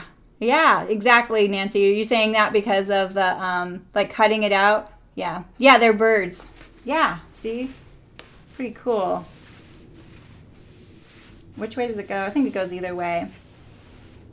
But they're pretty genius how they print the print on the fabric in the pattern pieces. Like, I worried the first time I did it that because of the print I got was a plaid, and the plaid is made up of cat faces. I know it sounds really crazy, but it's just adorable fabric. I had a Monetta printed by them, and I was like, well, what if the plaid doesn't match the side seams? That's going to drive me nuts. But they do. They match it. So they aren't just printing the fabric as is on the sheet. It's actually strategically printed. So yeah, exactly, Janice. I do not, the tiling, the printing out, I did it, like, the only one I've ever printed was the Aster, and that's a very simple pattern, and when I saw how many pages came out of my printer, I was like, oh, heck no, I'm not doing this, it's terrible. I ended up using all that as scrap paper, and I had it for, like, months, I mean, it was ridiculous. I was really sad when I saw one of the pattern companies stop printing. And I understand their you know, limitation with it. All right, I haven't picked out a thread color. There's no top stitching on this, so I could match it to the back, you know. But sorry, I totally forgot to pick out thread. Let's see what bobbins I have. Let's pick our thread color based on the, well, I don't know if they necessarily match the plaid, but they know where the repeat of the fabric is. They're not looking at the print in the system as in, oh, this is a plaid, we need to do this. What they do is they just line up your pattern pieces as if you were printing out the fabric in that shape. It's really hard for me to explain it. I've worked with Spoonflower a lot to understand kind of the technical side of using it. Oh my God, Christy, you're brave. I guess I want to think that I'm a really hard worker. I mean, I'm working 6 days a week. I haven't had a day off in 2 weeks. I am into it, you know, but I don't want to sit there and tape my pattern pieces together. I'm just kind of a wimp when it comes to that. But yeah, so Nancy, I don't know how it works and how magically they do that, but if you looked at some of my fabric scraps of this, you would actually see a line where they took this printing for this pattern piece over here and then it butted up against the printing for that pattern piece over there. You'd see that little line there. So you can use most of the scraps. There's not a ton, depending on the garment you get. You can use them for things though. Like I have a chunk that's pretty big like this. I'll probably make like a little drawstring bag for Cricket, my daughter. So she could use it for something, maybe sleepover stuff. So what are you laughing at, Christy? All right, so let's find my, these are my choices. Do you ever do this? You're like, okay, what thread color am I gonna use? This one looks like a bad choice, but I still have to rule it out. Oh yeah, it's a really bad choice. Okay, so gray is usually a magic thread color. Look at that. I don't know if you knew this. I learned this working at a fabric store that if you cannot, even at the fabric store, if you're standing there and you can't find a thread color that matches your fabric, the trick is to buy gray because gray blends in really well. There's something about it. I mean, look at that. Doesn't even look like the same color. Does it look like it on your screen? But when you lay it on the fabric, it actually does pretty good. So now I just need to find out which spool this is. Because it's not this one. This one's got a lot of purple in it. This one has a lot of blue in it. So let me go grab this, whatever this is.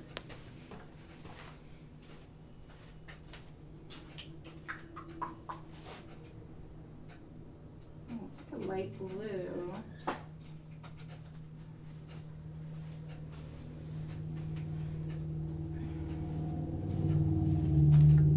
All right.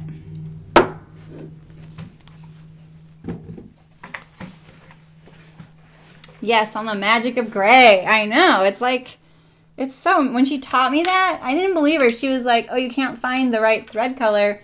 Just pick a gray out. And I didn't know what she was talking about. I was like, okay. I was in my 20s, you know. Of course, I'm going to doubt the expert. I always, this is my tip. I always blow out my bobbin case. And I blow out my underneath. Pretty much every time I change out my bobbin, but you just don't see me do it.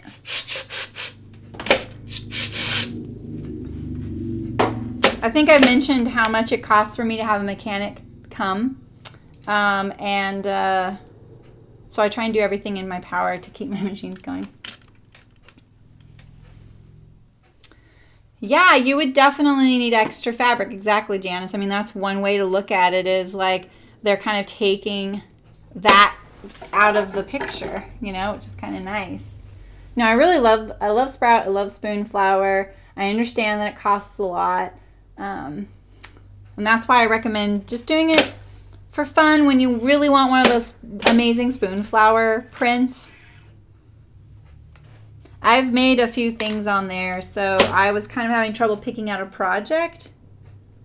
And when I saw the kimono, I was like, oh, that's not normally something I would pick. Oh, yeah. Oh, so they teach that to quilters about the gray thread? That's pretty clever. I like that. Yeah, I don't think it's like a new thing, but I do feel like she knew it a long time ago. Not bad, not bad. It's like, it's not ideal. So let's hope there's not a lot of top stitching. All right, so I'm going to do my shoulder seams first. This fabric does not unravel, by the way. Okay, so you can see there's some of the line left where I didn't cut it perfectly. You see that? So they literally print the pattern pieces onto the fabric. Yeah, slippery plaid fabric would be worth it. They even do like minky, and there's, I think the last time I looked, there were 19 different fabric bases on Spoonflower. Everything from heavy canvas to knits to quilting cottons and poplins, fabric weights, Silky Faile. They have organics. They have sateen. Oh gosh, I'm missing a bunch. They have 2 or 3 knits. And temporarily they had this fabric that was 120 inches wide, I'm pretty sure. And I was like, oh my gosh, this stuff, it doesn't fit on my tables, which I have big tables, but it's like per square inch, it was a fraction of the cost of buying anything else on there. And it was really nice fabric. And I can't remember what I used it for. I bought it for a specific project, and I wanted to try out their new fabric, because when they have a new fabric, if you're on their mailing list, like their email list, they will have a special, and it's a really good special on checking out the new fabric. Sometimes it's a free swatch, or sometimes it's 50% off on a fat quarter. I don't know what the specials are, but it's so worth having it. And I have this library of swatches of Spoonflower. They used to always include a swatch with every single order, and I'm kind of glad they don't anymore, because I hate getting rid of them. And I have such a massive amount of them. And I ordered the fabric swatch book, which has a swatch of every single fabric. And now that's why I always take them up on the, like when they're promoting a brand new fabric, I always order a little bit of it so I can add it to that book, so I don't have to order a new book someday. They also print on wallpaper and wrapping paper too. So if you really want a special project, I totally recommend it. Like I had my knit print. It's the only fabric I sell on Spoonflower. And it's the one we've had at Chicken Boots. I've had that knit print made into wrapping paper, and then I use it in my booth sometimes. Yoga girls and poses, that would be so cute. What were you going to use it for? Do you just want it, or So the other affordable option, like say you're doing something like a small project and you want lots of different fabric prints, the cheapest way to get a lot of, like, say, different fat quarters is to do the cheater quilts or the scarves. Hi, Cass. Yes, yeah. Yeah, exactly, Cass. So that is one of the things that you'd have to buy, like, a bigger size or to accommodate that. And just so you know, it doesn't cost more to buy bigger sizes. I learned that this time. So yeah, so if you wanted an affordable way to get a lot of different fabric prints and you wanted like different size pieces of it, do the cheater quilt. You can do a 1-yard cheater quilt or a 2-yard cheater quilt. And it's super fun. Like if you do the same exact print, but in different colors, like say this dog print comes with a blue background, a white background, a pink background, you could actually do every other square. 8-inch square is the smallest on the cheater quilt you can go. But you can do multiples, like these 4 squares, the white background dog, and then a pink square, a blue square, a green square around it, whatever you want. But what's really cool, it's like magic, the print of the dog would be seamless. And it would just look like the background squares were changing color. You can have so much fun with this, and different prints react different ways. So you could have like a theme quilt. You could have theme, fabrics. It's just a great way. Like when we order the Harry Potter fabrics for Chicken Boots, when I'm trying them out, I did a cheater quilt this year, and I really wanted to show it on Instagram, but I knew people would be like, you got to sell that. And I wasn't like organizing the fabrics on there any particular way. I was really just trying to see how big the repeat was. Like how big is this like critter on here or this motif on here. And I wanted to see how often the repeat was, because I need to know if it's going to work with our patterns. It's a really tricky thing. We spent a ton of time on it. And so I did a 2-yard cheater quilt. And some of them I just did like 8-inch squares of lots of different fabrics to see. I also want to know, like, does this square coordinate with that fabric there? Because they're different designers. They could pick a different blue or a different black even. So that's what I mean, I'm not a spokesperson for Sprout or Spoonflower, but I feel like it's kind of a little overwhelming. The possibilities can be a little overwhelming, and I'm just here to say, like, it's worth it to figure it out and have fun with it. It's just truly a unique twist on what you might want to be working on or what you're working on. Like if you want to do a bunch of bean bags, do a cheater quilt. You could have a different fabric for each one. And it's absolutely the cheapest way to do it, because $20 for a yard of fabric, but you can get, I think, up to, is it like 50 different fabrics on a yard or 2 yards or something? Yeah, Janice, exactly. It is a little bit of a rabbit hole. I'm not gonna hide that, but you know, what I do now is they have a way to organize your favorites as, like, I think it's called collections, and occasionally I'll spend, you know, a half hour kind of organizing my favorites into collections so that I can go back and look, especially for the Harry Potter thing, since it's a huge investment in time and money for us. I will go back and organize some of my fabrics, and oh, these were all for Snape, and these are all house colors, and these are all Luna, and things like that, because those types of tags have been removed on Spoonflower because of copyright infringement potential, and I don't particularly order any fabrics that infringe on copyright laws. That's why I don't buy the Marauders map fabric. That's, now you know why I don't buy it. People will tag me and say, why don't you buy this fabric? I don't buy anything that I know is infringing on copyright law. But that means also things like Hogwarts is not a search term that you can that you can look for. And it's the same with any fandom that you are particularly looking for. You have to be really clever about how you find that fandom or that person. So you can look up magic school for kids, or Harry at magic, or school, or wizard, or things like that. So that's my other tip on there. So I just talked way too much probably about Spoonflower and Sprout to you guys. You're like, fine, I'll try it out. But it is just really fun. I feel like it inspires creativity. So, all right, I'm going to do some French seams since it's a pretty small project and it is a kimono, you know. And serging this seems like that would be kind of cheating, you know. We know I don't really like my serger thread on garments, so. All right, back on track. I just feel like I talked so much about that. But I do love Sprout, and I really hope they add more patterns. I'm not sure how popular it is, how well they do. I hope they do well. I feel like the potential is there. And Cass, just so you know, like, that technology exists, you know, that kind of software that's integrated with body measurements and stuff, but the implementation of it is massive. And I think like that if they were to do something like that, it could have other repercussions that they don't really want to have to deal with, like, you know, someone not being satisfied, or I don't know.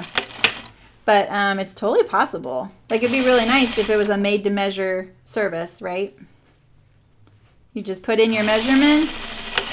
But that would mean, like, every pattern drafter's patterns would have to be, you know, compatible with their software. And we all know what that's probably like. So.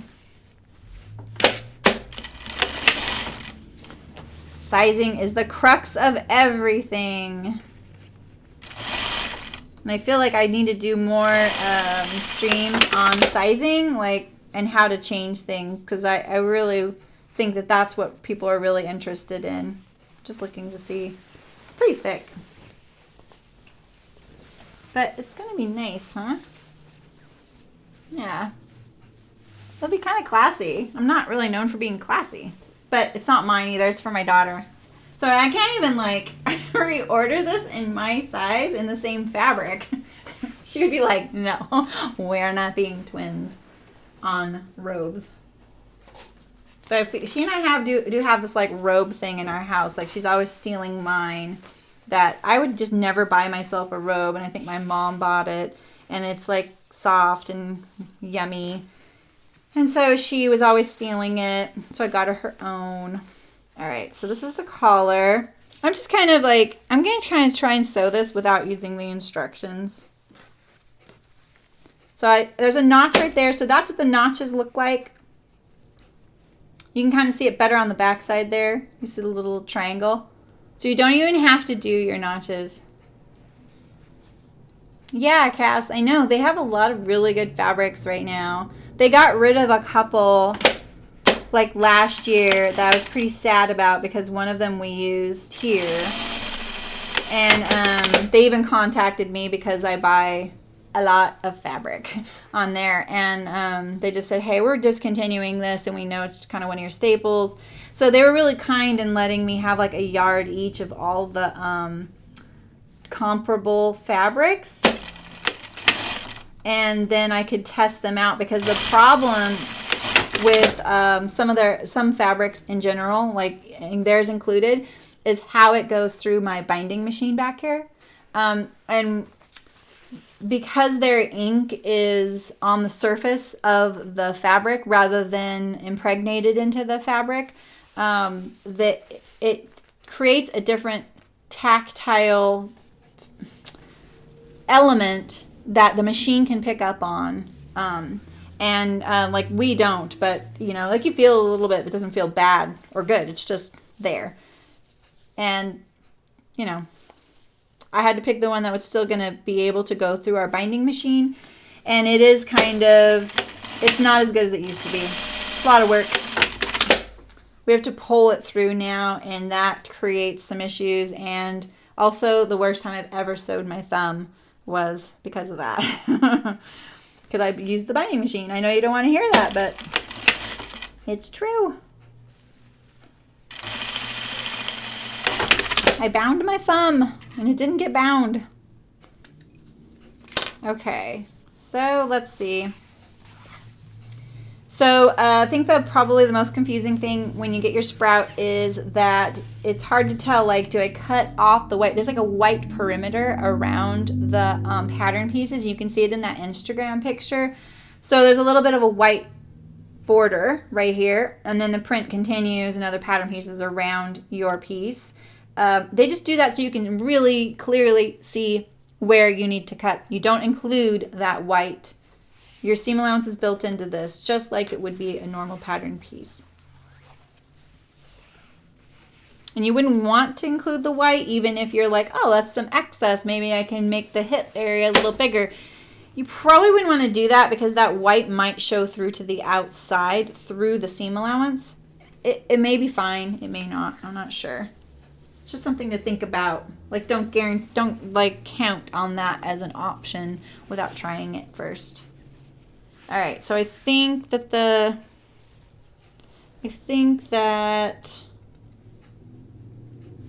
I'm going to sew. This is the collar, by the way.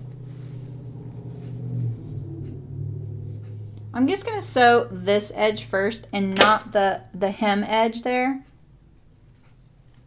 Because I want to give myself options later on just in case. That's all.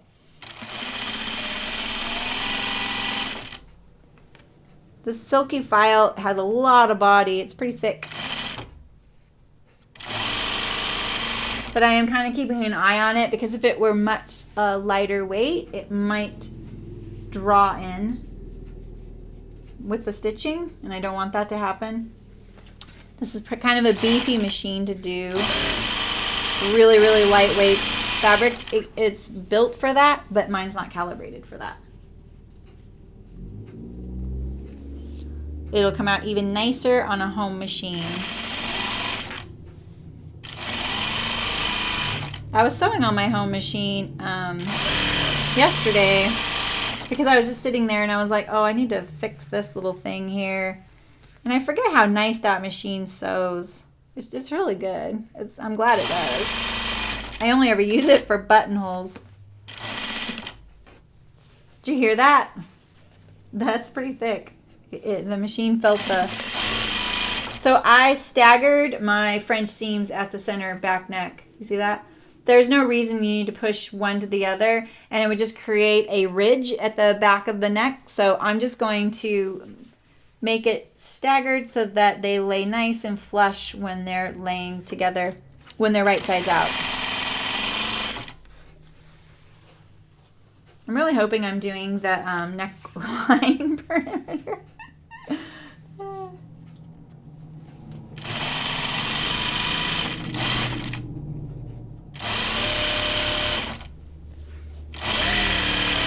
You know what this is missing is a pocket. Crime of the century.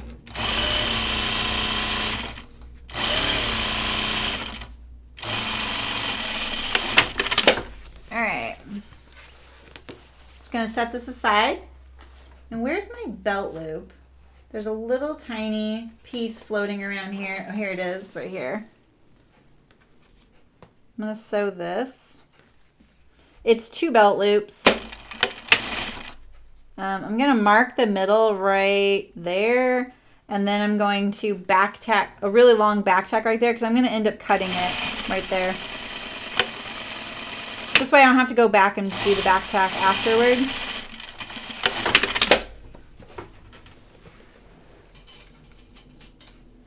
I use this thing on every garment, I feel like. A little loop turner. This is great for something like this, no end. Ooh, but this fabric, as slinky as it is, it doesn't want to slide against itself. Come on, baby. Let's put less in there. So you want this little loop down.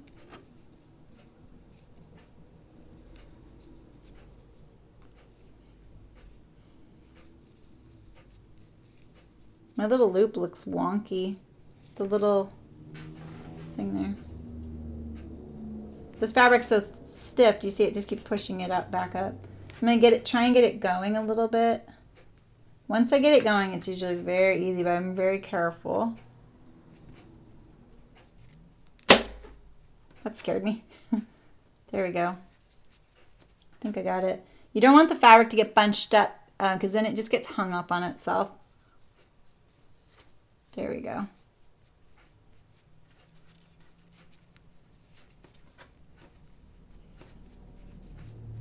Like I'm tempted to just pull it to the outside end here and then just do it with my, hold on to it with my finger, but it won't go. I just know. This fabric is just sticking to itself. Don't want too much. Oh no, I lost it.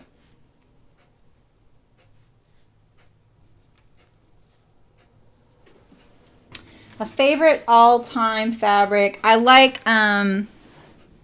stable wovens, like very, you know, like I like quilting. I love sewing on quilting cotton, but not for my garments. But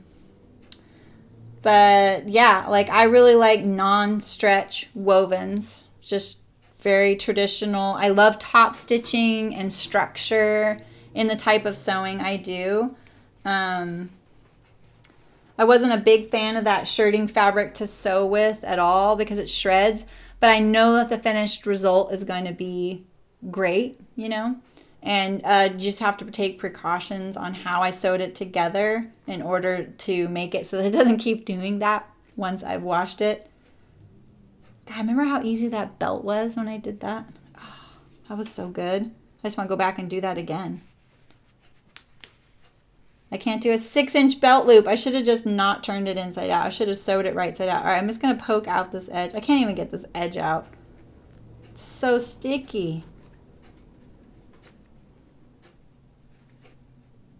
Okay. Let's see if I can do it. I don't know. I may have to like sew it a different way.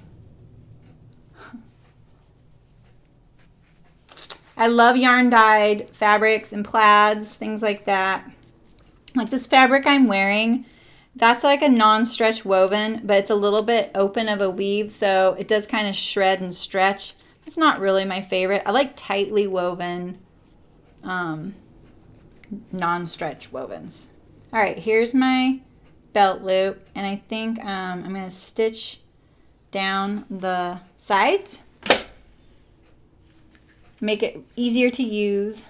The flatter it is, the easier it'll be to use it.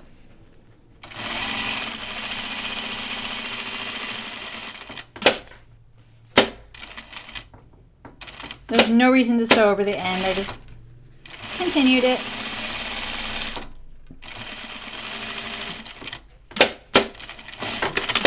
Do you have a favorite, Christy? What you like to sew with? I mean, what do I like to wear? I like to wear knits, but I like to sew with non-stretch woven. All right, so there's my belt loop. There we go. Set that aside. Here's the belt.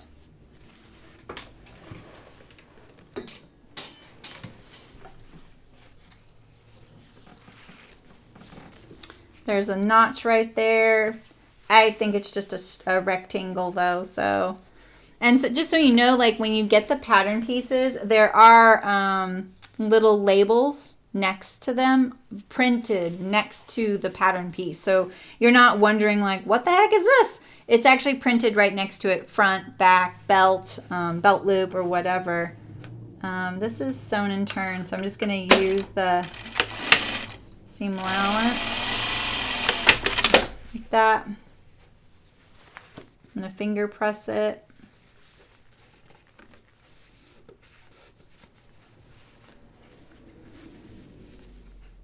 And I'm going to, ooh, I don't want to turn this right side out. Yeah, I like wearing, well, I like linen, but linen is like, it's so wrinkly, and it stretches, but God, I love linen in general. I really hope that this belt loop, I can turn it. I'm a little concerned I won't be able to with that loop turner. The only other way you could do this is by sewing it right side out and just edge stitching this long edge. So basically, like, I could just sew it like this to itself. Just edge stitch it shut like that. Obviously, we don't really want that kind of structured top stitched look for something like a kimono. We want something a little softer. So we're going to hope for the best that I can get my loop turner to turn this right side out. I know that doesn't look like I'm sewing on the seam, but if I were to pull this over here all the way down, it might create a little bit of torquing. So to me, it looks like I can see there's the line where the cut line was. And I just probably didn't cut it perfectly straight or right on that line or cut that line off. So I'm just kind of respecting the fact that I may have cut that a little wonky. And that's why it's ooching in that way. I don't want to force it because then it might torque.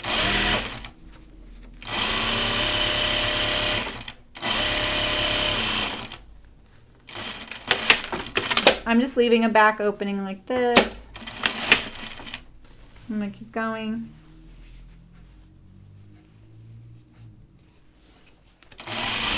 See, like, look at that. See, this one was cut perfectly. That one is extra.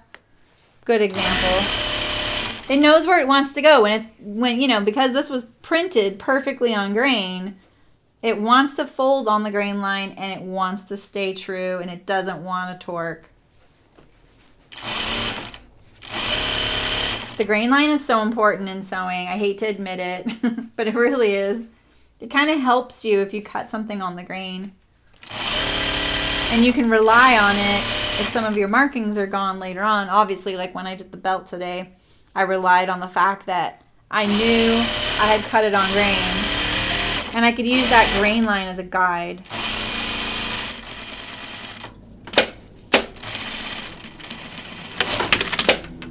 Okay, I'm going to clip the corner there. Dang, I sew a lot of belts. It's not something I'm like super into either. It just happens. I keep pulling my thread on my machine too. All right, let's hope. Fingers crossed, everybody.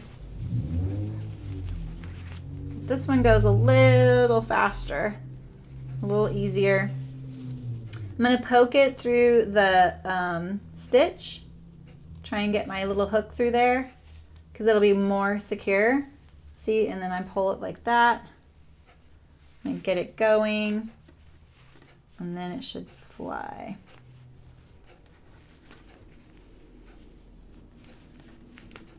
Let's hope so. I may not subject you to this if it's going to take too long. It's a little better. Better than that belt loop.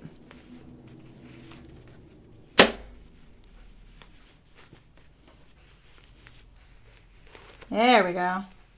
I have another fun project that I printed on Spoonflower Knot Sprout last year.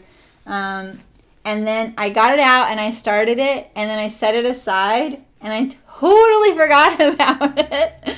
And they were bags to wrap Christmas gifts in. We kind of sort of celebrate Christmas in my house.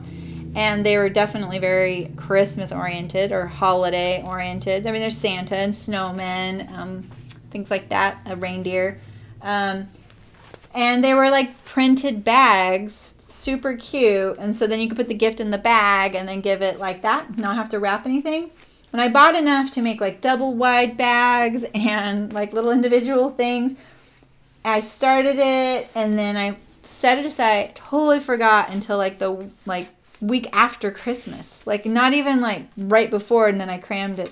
So I'm gonna get those back out. Maybe I'll do it on here and maybe get those done because we should probably do some like holiday sewing. Like anybody do any like crazy holiday gift giving things? I mean, I know there's some knitters out there doing some holiday knitting. I do not do that.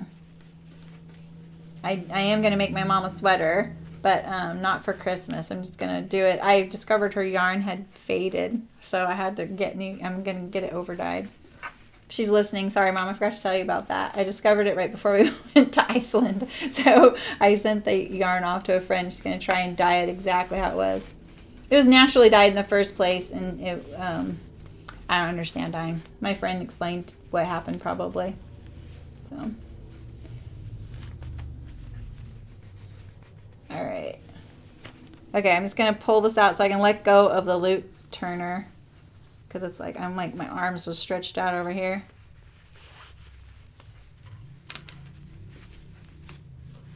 So I like sometimes just pulling on the seam right here, little chunks. Can you see that? See, that's when you get too much fabric right there. It can get hung up. That time it was fine. So sticky. So sticky.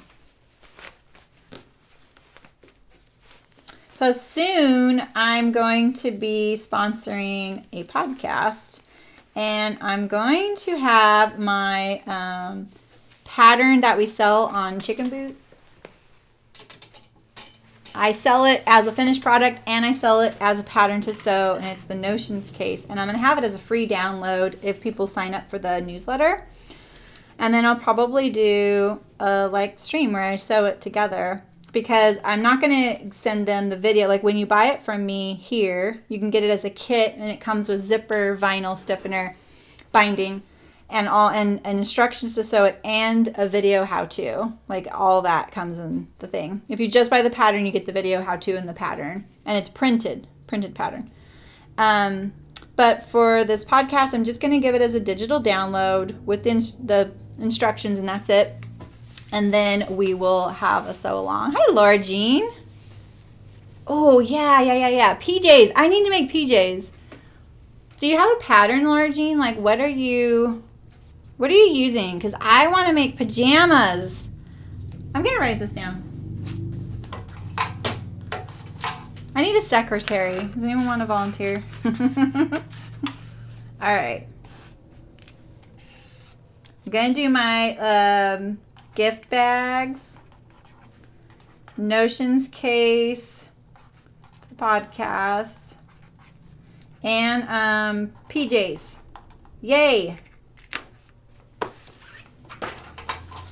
now I just need to leave this open so I know I wrote things on a list and I don't lose my list. Okay.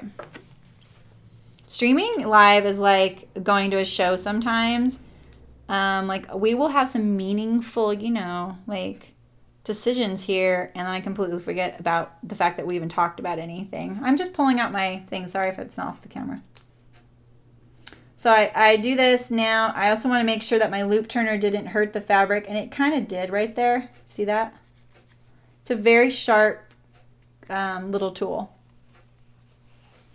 Made by Ray. Oh, Kid. Oh, you're making you bought yardage, but I guess get that one. Oh, okay. That would work. I feel like there's some pajamas called, I've made the lakeside pajamas, but those are summery. I actually did that as a sprout. The lakeside pajamas. It's like a camisole and shorts. And you don't want to watch me sew them because I use my binding machine for all that binding. It was genius. It took me like 10 minutes to sew those, and you don't want to know that, I know. So I totally cheated. Okay, where is my opening? Here's my opening. So the fabric does fray a little bit once it's been handled a lot, but not bad. That's to be expected. I'm fine with that. But you would definitely want to finish your edges. I haven't sewn any Made by Ray. The washi dress looks a little too shallow in the bust for me, and I think that would look maternity on me, so I haven't tried it. It's so cute. I love that dress. Matching Christmas PJs. Yeah, Nancy, right? You just have quilting cotton. That would work for pajama pants, Laura Jean. Totally. Yeah, that would totally work. All right, I'm going to hand sew this later, and I'm not going to edge stitch it. Like, if it were for me, I probably would just edge stitch it on the machine and cheat like that, you know, if I just want to get it done. This was a robe for me to be around the house, right? But for my daughter, I'll do a little bit of extra effort. She tends to be kind of a taskmaster, you know. All right, where are my sleeves? So I'm not doing the slit in the sleeve, just in case you're joining. There's a huge slit. It's gorgeous. It's mega maternity on you. Ah, see? I know. That's like the last thing I want people to ask me. The Gemma tank. Oh, okay. Is that woven? Yeah, but where the bust line is at is my problem. Like, I have a little bit of a belly. I have a sway back. I'm very curvy. I have a bust. It'll look maternity. And it's super cute. I love it. I've just learned hashtags are wonderful inventions. Thank goodness. What did I ever do? You know what I did without hashtags? I cried a lot more when I sewed something. That's what I did. Okay, so let's see. These are some gigantic sleeves. Huge. Look at this. That's one piece for one sleeve. So this is where the slit would be, right here. I cut off the slit. The exposure is so funky. Why aren't you guys complaining about that?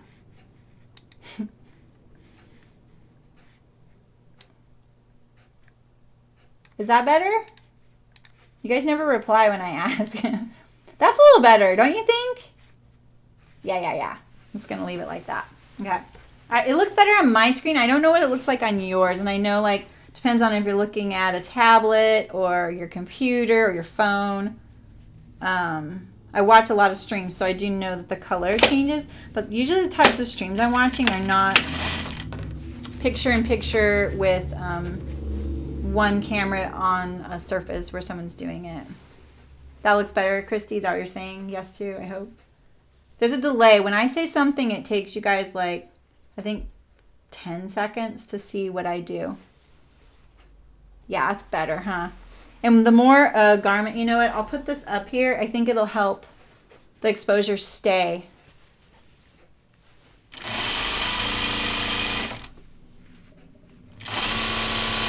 Okay, we're just going to do a French seam down the seam here. So, you know, say I had cut this out at home. This is another look of, yeah, it looks good? Okay, good. That looks better. Sorry, guys. You should just tell me if the exposure is just something funky. I have a lot of controls, and some of them I'm like, eek, I don't want to touch that. But others I've been like dabbling in, so. So, you know, this is another limitation of Sprout, right? Like, if I don't want some element on it, I'm kind of committed if it's something I can't work around. And this slit is like a good example, because you would normally have a seam right here on your sleeve. And so if I were sewing this at home, or I am sewing it at home, if I was cutting it out and laying out the fabric and using the pattern pieces myself, I could have taped those pattern pieces together right there and not have a seam right here. But if my daughter's like, look, I want these shorter, or I want a slit here, I'll go back and fix it for her. She says she doesn't want a slit and she wants a long sleeve. And I was like, that's a lot of sleeve. Like, there's a lot of ice cream happening at my house sometimes, you know. And I feel like long sleeves, ice cream bowl, cats, dog running around your feet. I don't know. You know what I mean? Where's my sleeve? There we go. I should have ironed that. It would be easier to do this. What's that noise? I think the this fabric is so interesting. Can you hear it? Like, it actually has a sound. When I first got it, I was like, I don't know about this fabric. But then I started thinking about it. I was like, I like it because I feel like the reason I got it for my robe, I wanted it to be modest still, with still being kind of, you know, comfortable, casual, look good. Usually I'm just in like funky jammy pants and a t-shirt. You know, 5 p.m. comes around, I'm in those things. But, you know, I have to like sometimes leave the house at 11 p.m. to pick up my daughter. She's a teenager. Or her friends come over. Or I want to walk out front of my house, you know? Maybe I should adult a little and get a robe.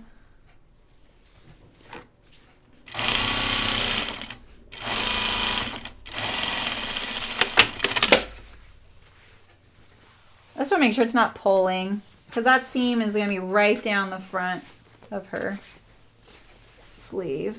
So, like this. That's a very dramatic sleeve. Wait, where's the camera? There it is. See that?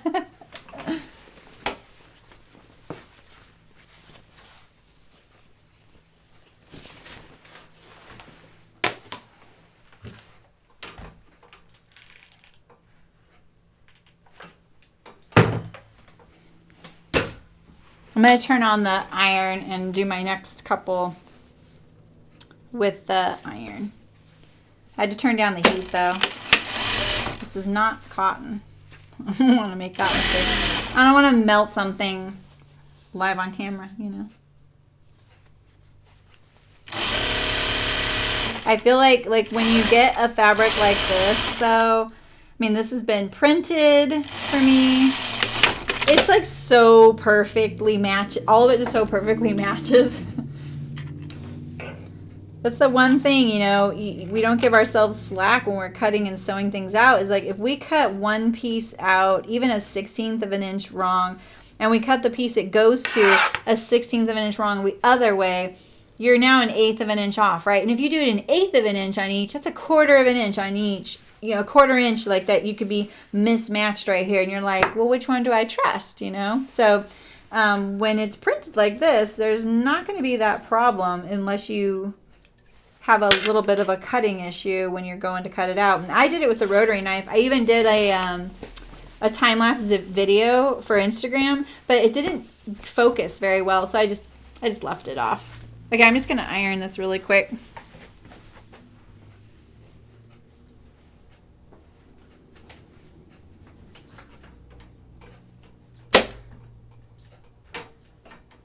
Whew, I'm a little worried about the iron on here.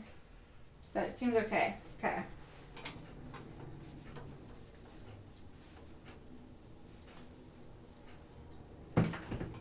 All right, and then I'm gonna iron the first one that I just did too.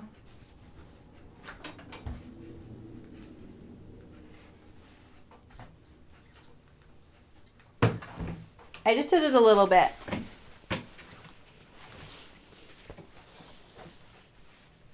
Okay. I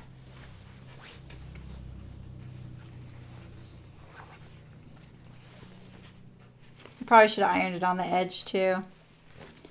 But just ironing it open was, it will be enough, I think. This fabric is so interesting. I've never used the Silky Faile from Spoonflower for anything. I've used the linen cotton canvas, which I love the way things print on it. It looks, the texture is so great. It looks really good. And then I've used the twill. The linen cotton canvas is a little heavy. And it's awesome though. I love it. I use the twill for a lot of chicken boots things here, or the poplin. And then the poplin is what has changed a couple times over the years.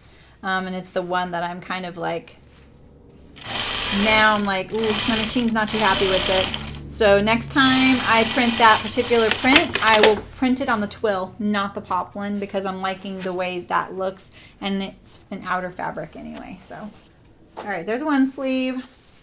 Here's my other. This is a quick sew, by the way. Like, I know that you're having to like suffer through me doing French seams, but it's not a very long sew. So I think like serging this would do a disservice to the spirit of the garment. Oh wait, what is it, Nancy? Do I say serger if I'm American and overlock if I'm UK?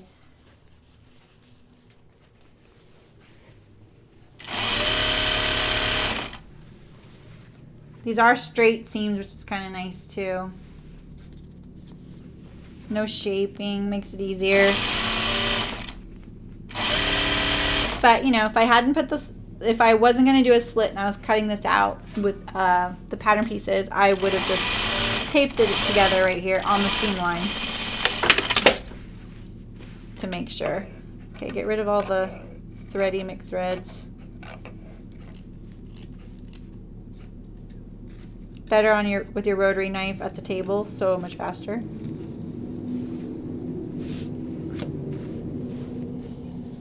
You know, I always thought it was synthetics that reacted to like static electricity. Does anyone know the whole like facts on that? Because I ended up getting this silk top last year, and it clings to me so bad, and I thought, wait, this isn't silk then, and I was completely wrong. It is a fiber like silk that is static electricity and clinginess and stuff. And so the funny thing about my daughter is, not the funny thing, is she cannot stand static electricity. I think that kid has more electricity in her than anyone I've ever met. So it's like her like phobia is that she's going to get shocked by something when we like walk into a store, you know? So I was a little worried when I got this. I was like, oh, if this, you guys, I did that wrong. Every single time, there's always one garment that I do the wrong side of the French seam. Sorry. Yeah, so does anyone know about like static electricity? Like, this isn't going to be staticky, right? Or clingy. Because it's not natural fiber, it's polyester. Because it'll be a big fat nope for her if it does. And true story, like I have this embarrassing because this like puts me in a bad light story of when I was a kid. I hated shopping. I still do. I'm not a fan of it. My daughter did not luck out in that department. Like I am not one to like just walk the mall or browse or anything, even online. I'm just not a shopper. And I'm very much purposeful, you know. And so my mom, she would want to go to the mall when I was a kid. You know, malls were kind of a great place to go. Then everything was there. And I would be like, no, I don't want to go to the mall. Please don't take me. So sometimes she would let me bring my friend, my best friend, Chris. And she hated it just as much as I did. We were terrible. So, you know, and there'd be those women with those like polyester pants. Can you see where this is going? This is, I think, why I always thought static electricity was more common in synthetics. So I don't know if it was a combination of how the carpets were back then, because I don't see it as much, and maybe they were cheap carpets. But we would walk scuffing. I hope none of you are listening in a way right now. It's so bad that I did this. We would walk and scuff our feet and like generate a lot of electricity inside of ourselves. And we'd walk up behind some poor woman, like shopping, looking in the racks, and we walk up to her like hip or her butt and just get kind of close, just enough to shock her, and then like turn around like we had no idea. You know, maybe we just brushed up against them. So bad. I know, so bad. If some little kid did that to me, well, first of all, I'd be like, yeah, I deserve that. But you're pretty upset. Oh, and my mom caught me. We got caught once, so we never did it again. But we did it quite a bit before that, so bad. Those poor women, man, they'd like squeal, you know, they'd jump. All right, back on track. That's my little story. Make me look even worse after I sewed that wrong.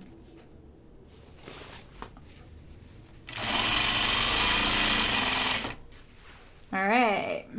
Wrong sides together. See, I should have just said that. I feel like I'm getting repetitious with all the things I tell you guys, though. So I've never sewn so many French seams in my life until I started sewing with you guys. And I've kind of been thinking about how I could rearrange everything to where I could have the serger available for streams and things, and the iron. And it would kind of be like making my desk an island in my sewing room, and then like around the three sides I could have sewing machines and the iron. I think that's how it could work, because connecting more cameras has its own issue. I don't mind doing that or buying another camera, but the computer can't detect. It'll detect that there's another camera hooked up, but if it's exactly the same brand and everything, it won't look at the content coming through it as a unique feed. It'll just show what's coming through the other one with the exact same name. It's the weirdest thing. Like, you know how long it took me to figure that out? It was so weird. All right, I'm just going to iron this again now that I've got it right.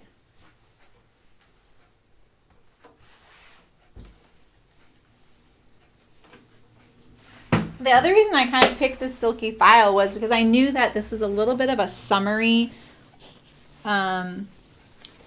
robe option, but in the polyester it'll be warmer.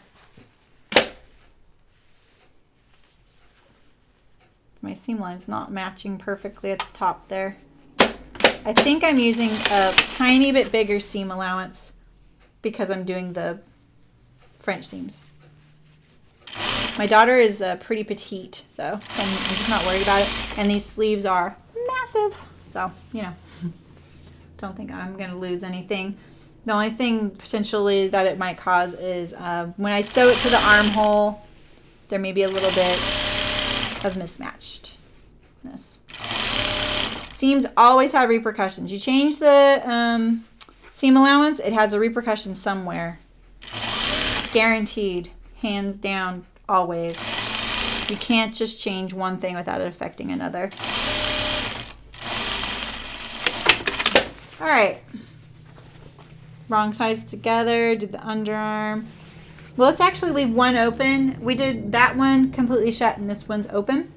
And then that way we can see the difference with sewing a sleeve to the armhole open or not. Because this doesn't matter on a kimono if you set in the sleeve, rather than leaving the underarm seam open like this and then setting it into the armhole that way, the easier way. You know, I'm not a fan of that, but only because when you're doing a set-in sleeve, you do really want it to have that continuous circle of an armhole. So, but this, look at this. This has a nice cap for, this is not a kimono block, by the way. So one of the best things about this dress, I should talk about this. This is really important about this. This is why you could wear this as a dress out in public, is because it's a kimono look on a basic bodice block. It's not called a basic bodice when it's like this, but if I call it the other thing, it'll probably be kind of confusing. So it's not a kimono block that they use. And if it was, the dress would slip to your neck and slip back. And it's more uncomfortable. So the fact that this has a set-in sleeve and shoulder seams is awesome. Because normally a kimono wouldn't have that.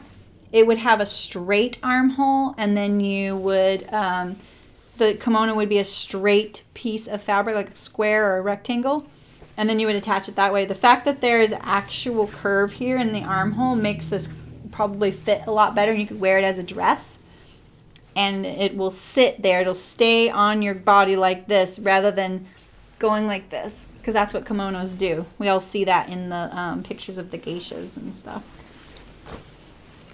I don't like kimono blocks. They're very uncomfortable to wear. And they're very, very popular in indie sew patterns. Even if they said we're not using a kimono block, when there's no armhole or it's just straight, it does have that lack of fit there. Easy to sew and sometimes really comfortable for a lot of people. It's just not my thing. All right, so I don't see any notches besides the, I see the double notch for the sleeve right here. I see a notch there. Okay, so this notch goes to the shoulder seam right here. I'm just gonna pin it as my target because I'm pretty sure there's no ease in this sleeve, but let's check it out. Normally it would if it has this kind of shape, but it doesn't need it with this much volume. So it just depends on what route they plan to go. And see, it looks to me like there's no ease there. It's just sewn straight. So great, that's really easy to do.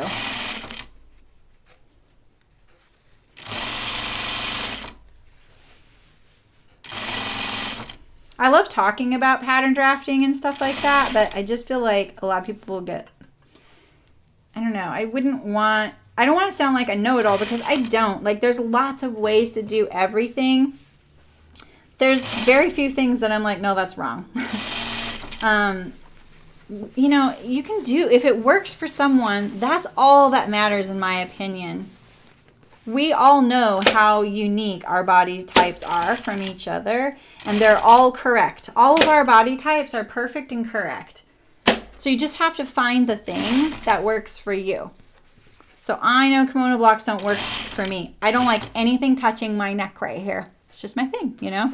I also have that sway back issue. So if there's no shape in the armhole or shoulders or shaping in the back waist, it doesn't fit me very well. So I just steer clear of those things. I also really like a lot of movement in my arms, and so I need a set-in sleeve. You just got to pick what works for you. Okay, look at that. So I think I'm going to back this up a little bit, and I think what's happening is the under piece is getting stretched a little bit because it's on the bias. I could make it work, but I'm not going to make it work. It's also partly because I'm doing the incorrect seam allowance since I'm using a French seam. So the first pass through, I'm not using the actual seam allowance, right? I'm using something narrower. So probably it would be better for me to start just inside the end of the seam at the end, so that when I go back and do the final stitch of the French seam, it would line up better, if that makes sense.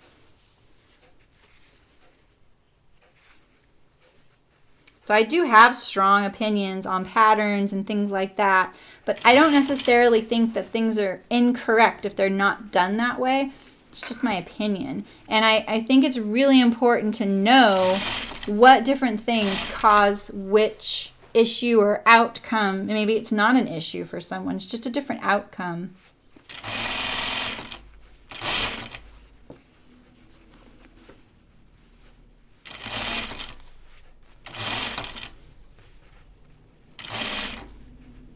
I think once upon a time I would have been snarkier about stuff like that. Like in my mid-30s, I was more of a know-it-all probably.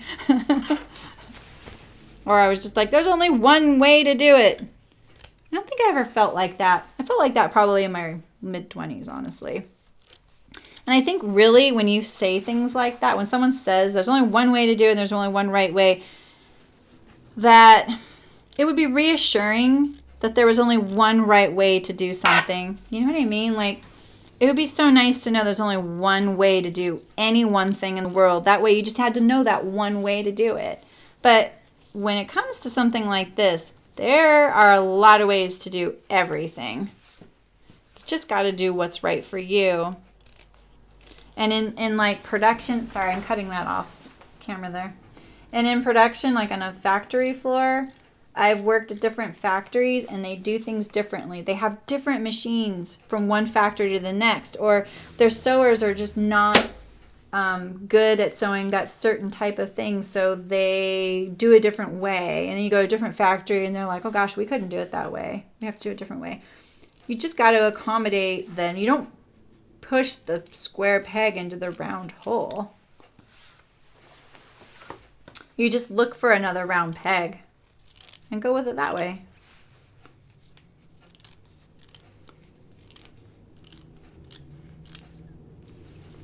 I kind of wish I would have left my underarm open on the other sleeve, so I got to do it this way.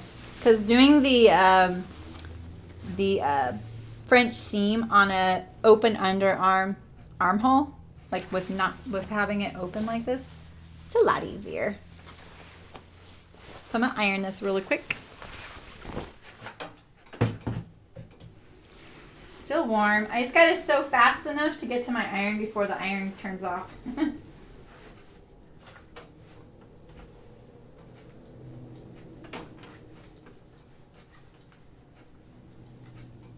I didn't even mention, but I pressed my shoulder seam to the back when I sewed that in the seam.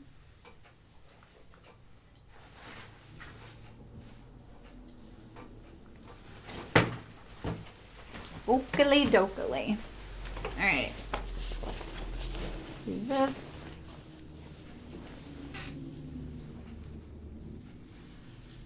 I think I'm going to do it on the sleeve side, since that is the curved piece. So it'll be easier to sew it if I stay on the shaped piece. Always. It's always easier to sew when it's on the shaped piece.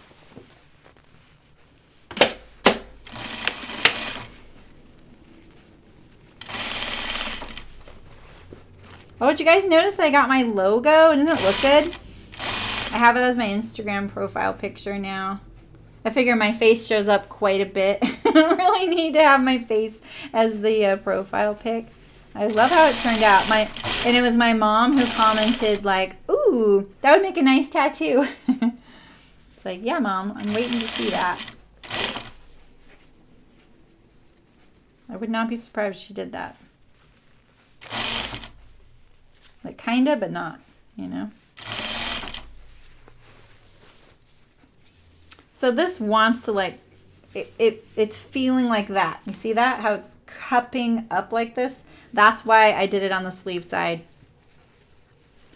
Because remember, I'm sewing a curve to a flatter seam. So the cap goes like this, but the armhole goes like this. Oh, thanks, Christy.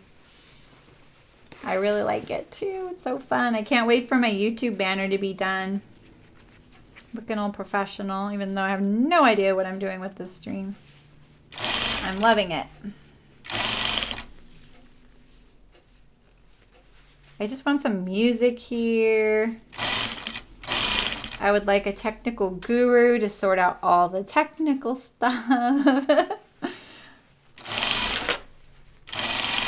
And I would like someone to start picking out all my projects and buying all my fabric. I know that's the fun part, but at the same time, I'm like, oh man, I'm going to start running out of stuff to sew. All right. Here's our French seam. Let's check it out. Okay. I'm kind of tempted to leave the underarm easy to deal with just in case my daughter's like, these sleeves are too big. You know?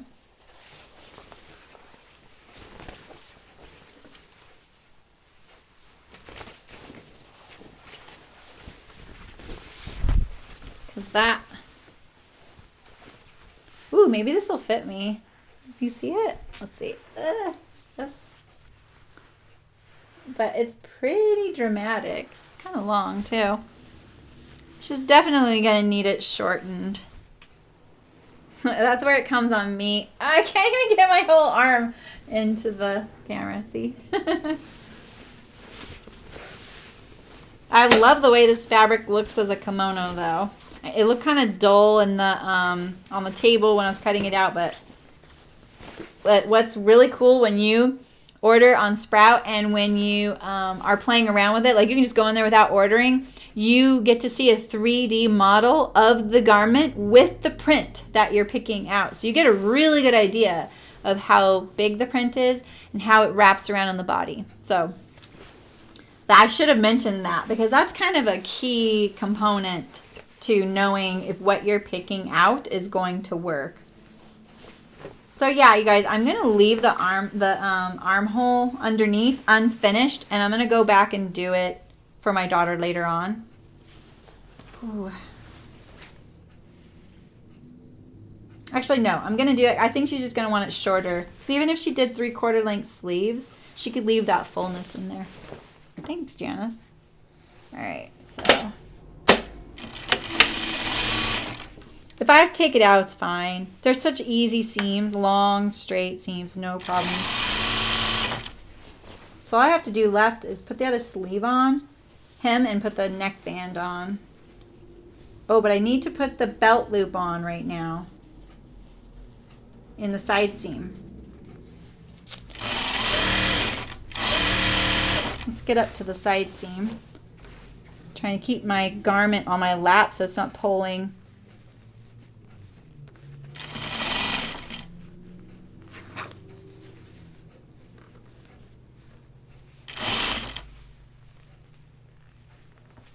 Trying to line up my seams. I kind of want to stagger them, but I'm not going to. Okay. Oh, so there's my notch for my belt loop. I was actually thinking in my head, like, I don't remember notching that. You don't need to. So you see there's 2 notches, one here, one here, one here, one here.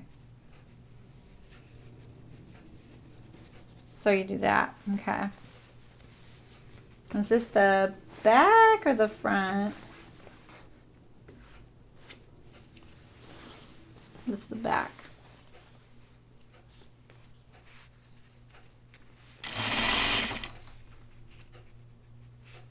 So how does that work? Yeah, so I think I just put them here like this, right? Yeah. Like that. They seem so short. Oh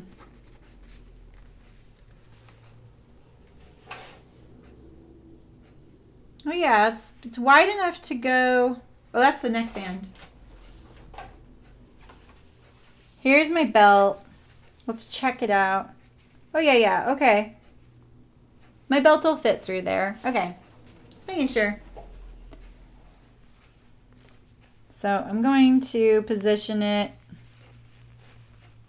like that. And then try and get it back on here.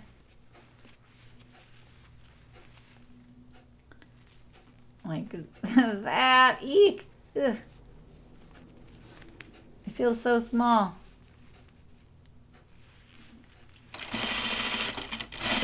There we go. Glad I remembered those.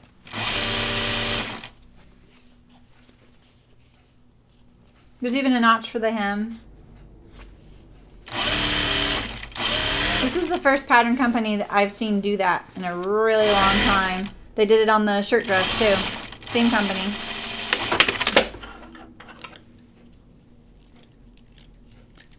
And you know, I actually do think I'm using way wrong seam allowances by using French seams, because I'm pretty sure it's 3/8 of an inch. That's just too small for French seams. I could have left some of that white, you know, like the negative of the printing on the fabric, because that enclosed in the French seam probably wouldn't have been an issue. Depends on your fabric print maybe. But like I said, she's a tiny thing. I guess I could hope that this will still fit me.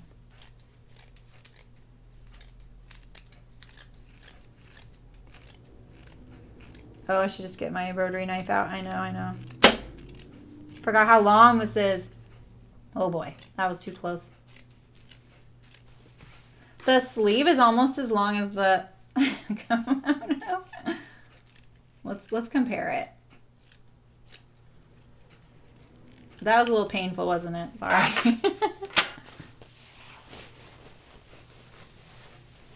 You have a big fat list of ideas? Really? Of things to sew, Laura Jean? You get wanting to show up, but I get totally wanting to show up into the project and not deal with details. Yeah, exactly. Like I feel like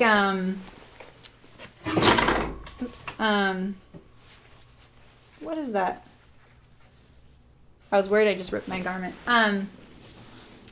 So yeah, if they're 3/8 of an inch, you would have to divide that, measured it in half. Yeah. So it would be basically you'd have to do 1/8 of an inch seam the first time, totally possible, and then 1/4 of an inch the second time is what would be good. Totally possible, Christy. I'm just not doing it here, and it just sounds a little harder than what I want to deal with right now. So, like I said, I really probably should have done that seam allowance. So, Rayanne's really good at those really tiny seam allowances. Not so much. 1/4 inch is my jam. Yeah, Laura Jean, exactly. Like I have all those ideas, and oh, Christy, it's just sewing it twice. That's all. Yeah, I think Laura Jean, because we're run businesses, it's like you just want to delegate it. Like it's done in your head, right? And you got to get on and move on to something else, and you just want that thing to get done. And you know, like I can't just expect anyone, even if I had someone doing that, gosh darn it, it's like pushing up against the hole and it won't go in. I would still probably end up micromanaging them if I had them cut something out. Like I have to admit, I'm not a micromanager at all. I can safely say I'm not a micromanager. And this something like this, cutting out my garment, because that's kind of where I see, like, I start thinking about how I'm going to sew it together, what steps I'm going to do, what issues I might have. So I really can't let go of this kind of step, you know, until someone knew me. But I'm not hiring anyone for something like this. I'm not making any money with the sewing stream. It's just a side project for fun. If anything, it's, you know, like I'm buying stuff for it. And that is, then I really want to make sure I'm buying what I want and going to end up with what I want. But yeah, like I have so many ideas for chicken boots that some happen, some I like get derailed and I do a totally different one when I could have done my original one. You know, Christy, I'm not really that far off of my seam allowance like on this one, because that right there is probably a fat 1/4 of an inch. Let's look. Yeah, so it's like, it's almost 3/8 there. So I'm doing like a 5/8 inch seam. So what have I said in the past? Like that's not good, right? So if I'm doing, let's be honest, I'm probably doing more like a 5/8 inch seam allowance all told when I'm done here with my seam. So that means each side is a 1/4 of an inch different than before. And that means it's a 1/2 inch total off per seam. So that's a 1/2 inch total off. It's an inch smaller in circumference. So the math adds up really quickly. That's why you would want to do the proper seam allowance. So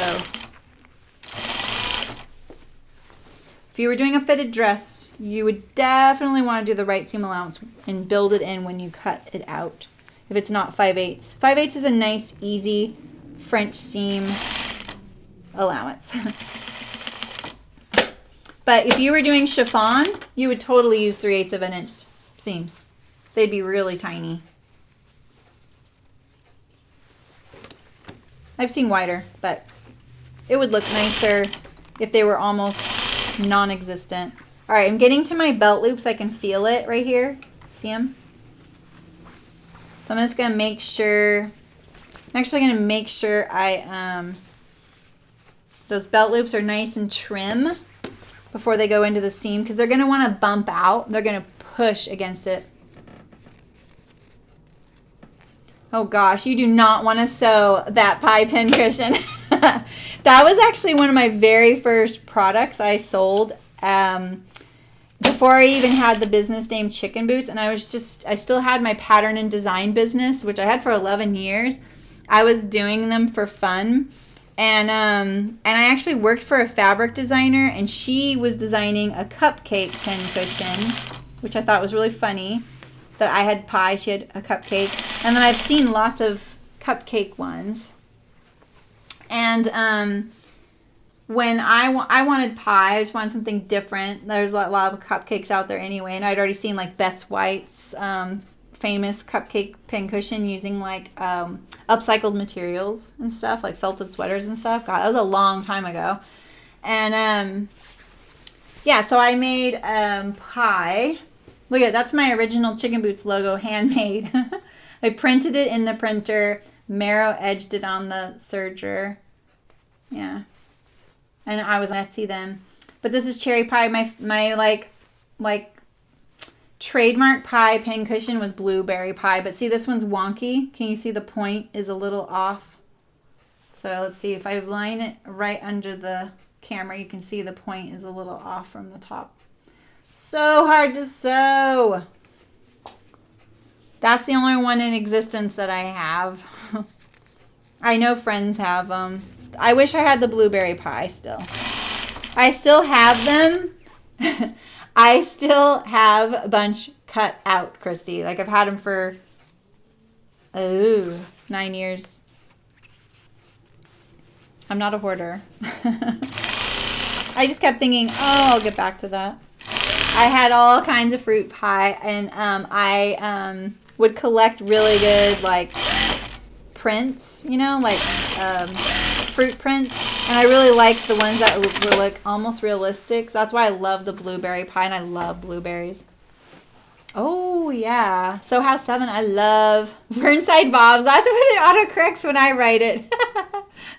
That's so hilarious. Burnside Bobs. That's what we should start calling them. Those Burnside bibs are really fun to sew, Laura Jean. I actually streamed that live, but I'm not sure that that might have been when I had some technical difficulty. That may have not made it up, but I think I'm gonna make them again just because they were fun. Easy pillowcases on YouTube that use the French seam, and I already knew about it from listening here. I just made one. Ooh, cool! That's great. That's a great starter French seam project.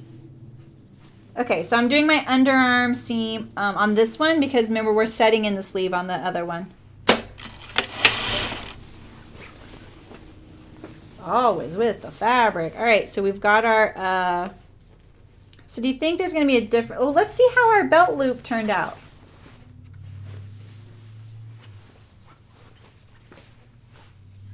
Ooh, that looks professional. I like it. Can you see that?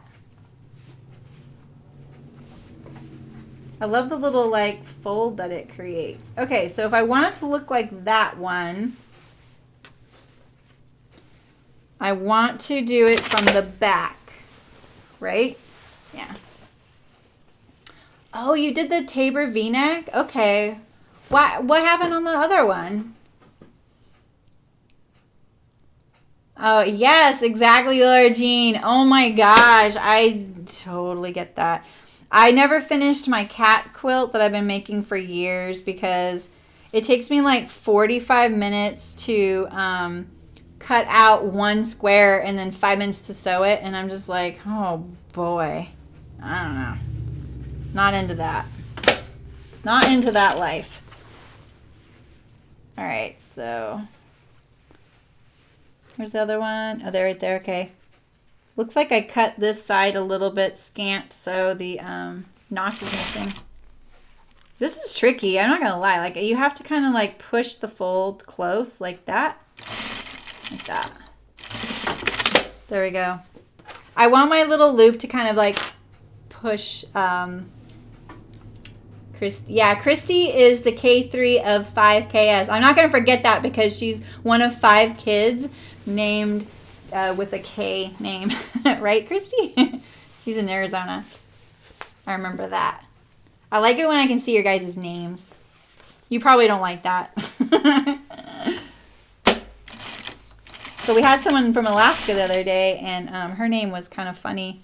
It wasn't really a name, you know? It'd be like if your name was like, your username was like Cupcake and I had to call you Cupcake. You know, I'll call you Cupcake. It's fine.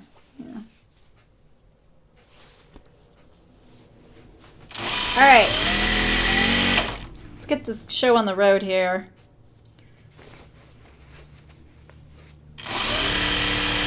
The more I handle this fabric, the more it wants to unravel and get messy right there, and I don't want that. So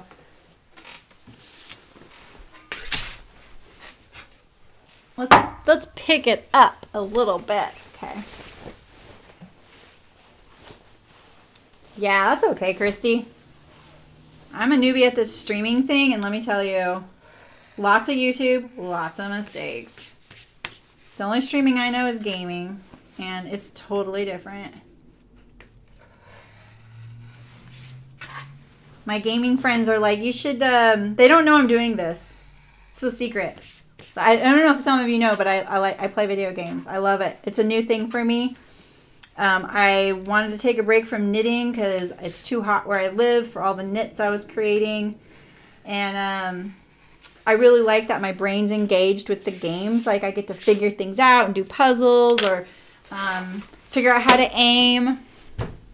Stuff like that. And it's very engaging rather than just sitting there watching TV. And so it's kind of a new thing. And none of them know I'm doing this because I kind of discovered streaming through gaming. Because I could sit there and be like, ask a streamer like, wait, how did you do that? And where do I find that? And does this happen when this happens? And they would answer my question. And I love that. And I just thought, I want to bring that to sewing. Like, I really love that interaction. I love being able to say, you know, like, how do I do that? And most streamers, all the streamers I've ever talked to are super helpful. Or if they don't see my question, because there's so many people chatting in their chat, someone in the chat will see my question and say, oh, hey, so-and-so, this is how you do that. And they'll tell me, and it's so helpful. And I just love that kind of interaction and help and kind of community around it. But I'm not telling any of them I'm doing this because I wouldn't want them to watch. They would find me. My name is too unique. They even knew a hint of what I was doing. They would find me. And yeah, so I'm totally new, but I have nobody to ask about with the streaming. I can't even ask a streamer. So I love that you guys are talking to each other. That's what I want. I want to create a community of people that can help each other and be like, yeah, I don't know how to do this. I don't either half the time either. I just have to figure it out. Like, I would rather be figuring out more on camera in front of you guys than I do. Because that's really how I sew. Like, when I sewed my archer yesterday by myself, and I was like, it's actually watching a tournament. And I have sewn that shirt 4 times, and I still was like, oh, what did I do here? You know, I was like figuring it out. It's like, they don't see me do that as much as they think. Okay, with the other sleeve, we're getting a kimono. I kind of want to try this on, you guys. I just want to try it on. See if it's going to fit me. You know? Like maybe my daughter won't get it. Oh, it's tiny. Oh, you guys think I could pull it off? It's inside out. Let's look at it right side out.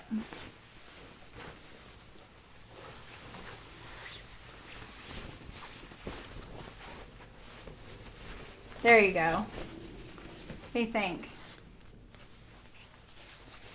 Yeah.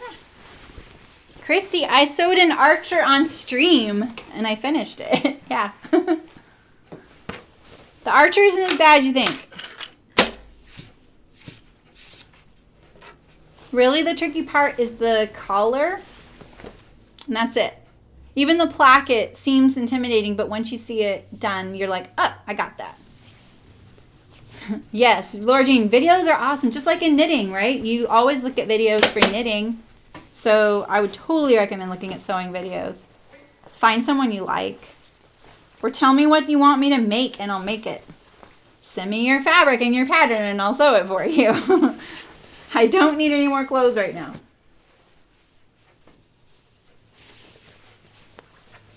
All right, so we're doing wrong sides together, so do not turn that. Okay, so this one's a little bit different because I'm going to do it in the continuous circle. And I'm looking for my notch. Okay, I just want to make sure I don't line up the front panel slit seam with the underarm by accident. Because that seems like a, you know, totally possible. You want the cap to be on the top of the sleeve.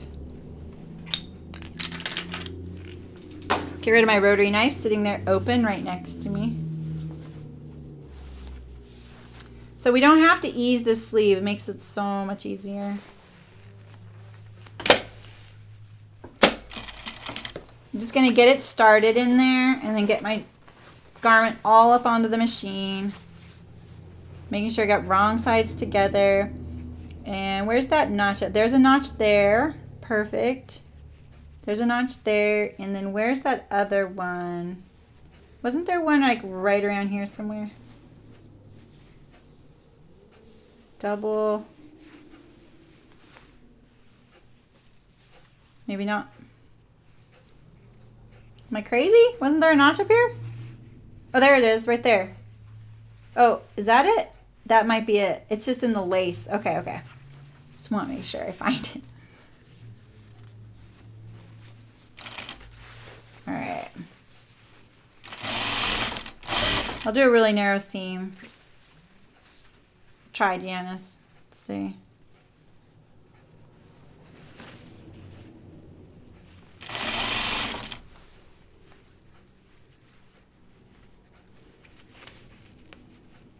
Okay.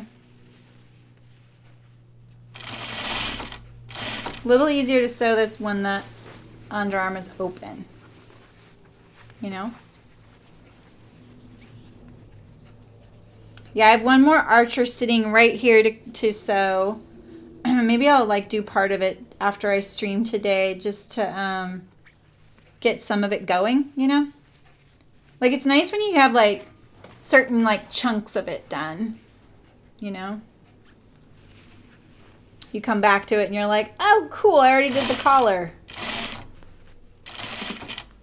That's not lined up right there. That's why I'm doing that. Okay, where's my back? Is this my back? That's the back. So I just want to make sure I push the shoulder going the right way. Oh, that's where that notch was. Okay, great, great. Okay. Phew, I wasn't crazy. See, so what I do is I find my anchor point, kind of come down here. This area right here is always going to match perfectly. It's always when you get to the top curve that it's harder. Because the curve of the sleeve and the curve of the armhole are a little bit similar. So they kind of want to line up just like that. You just don't want to make sure you're not pulling either one. And then the rest of it, I just kind of try and let it fall into place like right here. The bottom layer feels a little tighter than the top layer. So I'm just trying to evenly distribute this. and make sure you get it in there without any puckers, just like that. I did pretty good, Nancy, on my small seam allowance that time. I don't know if you're watching still, but you just want a nice smooth transition. You see I tried to correct that right there. It could be a little bit better. Just going to trim this, especially all these threads, otherwise they'll show on the outside, you know, and we don't want that to show on our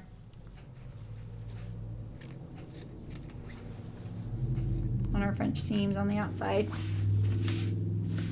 Felt so good yesterday. I vacuumed the office. Usually that happens like once a week, but I've been doing it like not once a week, like every other week if I'm lucky, and only parts of it. And you see me, I throw everything on the ground. Oh, thanks, Lord Jean. That's okay, Christy, but did it go well? I mean, that's all that matters. I've definitely spent that kind of time. Oh, well, I've been sewing a long time. I really have. I've been sewing since I was, I think, 14 years old. I'm 47. And I haven't really stopped. I went to fashion school right out of high school. Like, I started 2 weeks or 3 weeks after I graduated, and I went summer semester. I was that into it. And you don't sew as much in college like as I do now because I was working on design and pattern drafting. I really wanted to be a designer and pattern drafter, and that's what I ended up doing. You got a bucket waiting to happen. What does that mean? I don't know what that means is that you're always got the like fancy talk, Lord Jean. I feel so unhip. You just saw Beyonce and you got a puppy. You're winning, Lord Jean. Yeah, so Christy, let's see. What I think on the Aster that I streamed, the Archer, ooh, and the Hawthorne dress, all of those have set-in sleeves, and I show you how to put it in without getting those puckers. So you put that stay stitch and you draw the threads and pull it in. Try that. Oh, nice, Lord Jean. Have fun. Have fun at the birthday party. And thank you so much for coming. I miss you. And give your puppy a squeeze. Luna Lovegood puppy.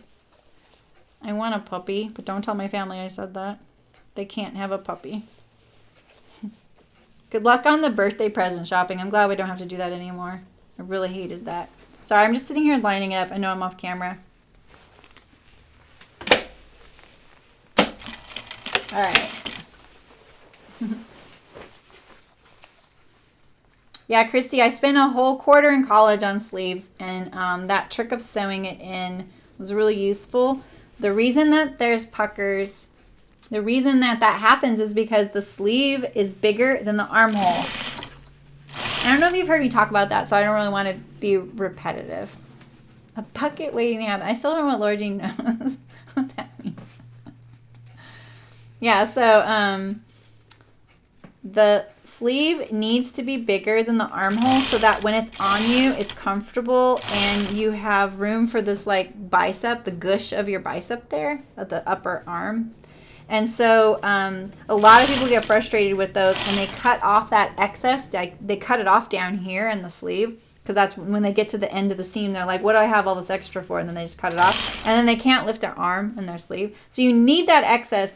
So what I would recommend is just cutting a few out in like scrap fabric, just the like armhole and the cap, like just the top part of a little bodice or something, and sewing it a few times. And once you get it, you'll be like, oh, okay. Then you'll always, you'll never dread it again, and your sleeves will feel good and fit well. It's a sign of a good pattern when they have that ease, I feel like. It's really important. It's not going to be important on this. It's a gigantic armhole. The armhole goes down to like the low rib cage. So you don't need that kind of ease for the gush of your bicep, What time is it? Oh my God, it's already 2 o'clock. You guys are troopers. I've been taking a lot longer to do this lately. Sorry.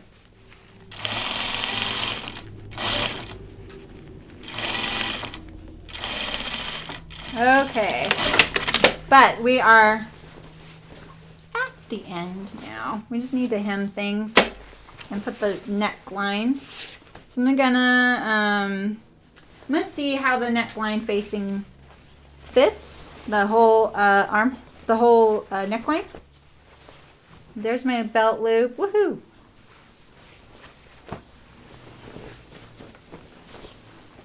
So really all I need to know is 1/2 of it. I don't need to walk the whole thing. And I'm gonna get to this, walk it around like that. And then I can kind of look at the whole thing. I just want to see, is it much shorter? What kind of hem allowance are we talking here? Oh, this hangs down below. Does it hang down below in the picture? Okay, so no, it should match. So we're going to hem the dress and then we'll sew on the facing. Ooh. I'm not, okay, Janice, I got it. I won't sign off. That's why I say I'll be live till like 1 or 2, just so people know that if they're like, oh, I'm going to miss the beginning, they can join anytime. For me, it's just about like being able to socialize while I sew and help people through their little issues. So I don't always know the answer, but I try. I definitely feel like I miss having those women in my life that always knew a lot more than I did sewing wise. And when those women started asking me, I kind of panicked. I was like, you guys know, I don't know. And now I don't really live near that kind of group that I had for that resource anymore. So I want to be a resource when I can for people all over.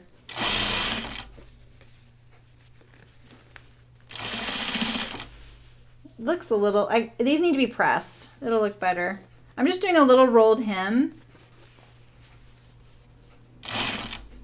and saying no to torquing while I do it. I feel like this kimono could use a classier hem treatment, to be honest. Like a 2-inch wide. Oh, you have a bucket of washed fabric and you're snuggling with the pups. Like, bye. I've got a bucket waiting to happen. Is that what that means? Like of washed fabric? Cool. Yeah, right?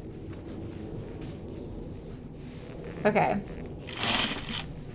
I don't know what I was saying. I'm sure it wasn't important.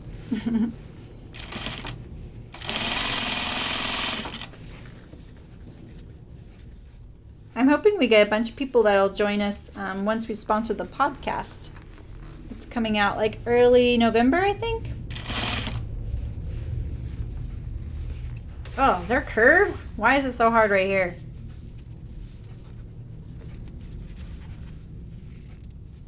That's a spot, like you see this right here, that spot I didn't cut very well. So say this was a white background fabric, the print, and I hemmed it like that.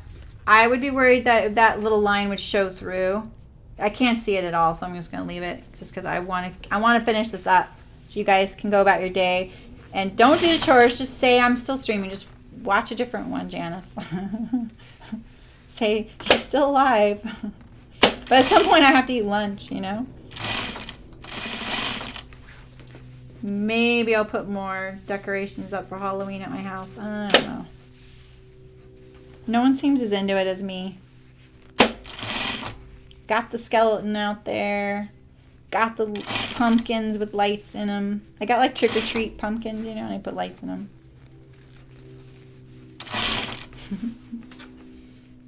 This is not feeling good right now, this hem. It feels like I'm forcing it a little bit. I feel like I am saying yes to torquing right now, and I can't tell. I'm really hoping I'm not.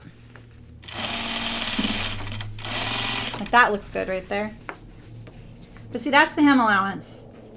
That's why I know it's narrow like this. Oh, that's what I was saying. I feel like this could use a pretty classy hem.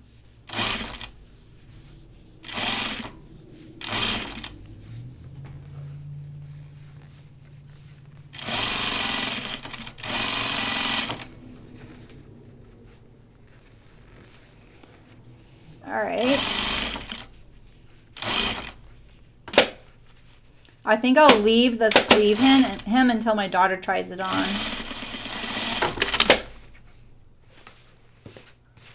Oh, that's not bad at all. Okay. Phew. Okay, where is this?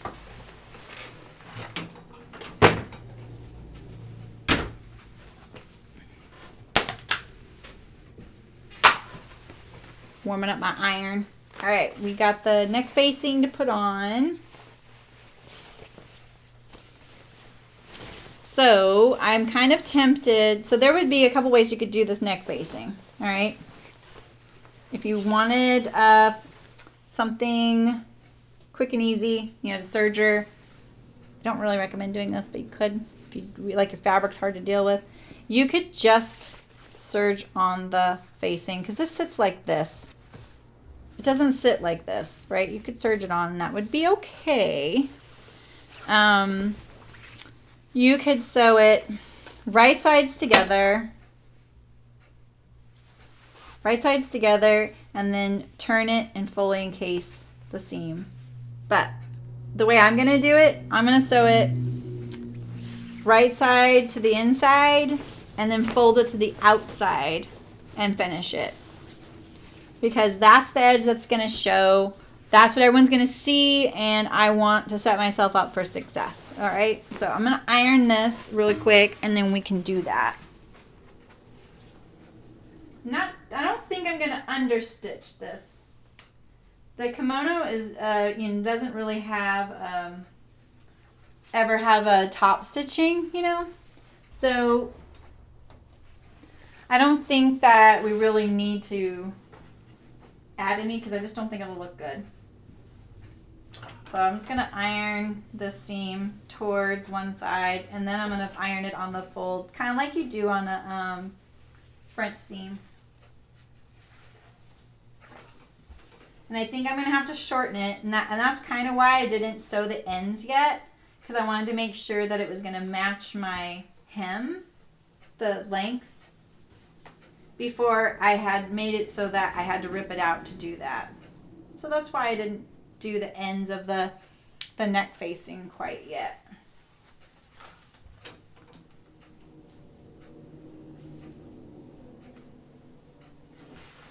This fabric does not want to iron very much. I don't have it that hot because it's polyester. It's still hot though. It's a good iron. I miss the steam when it's not on the steam setting.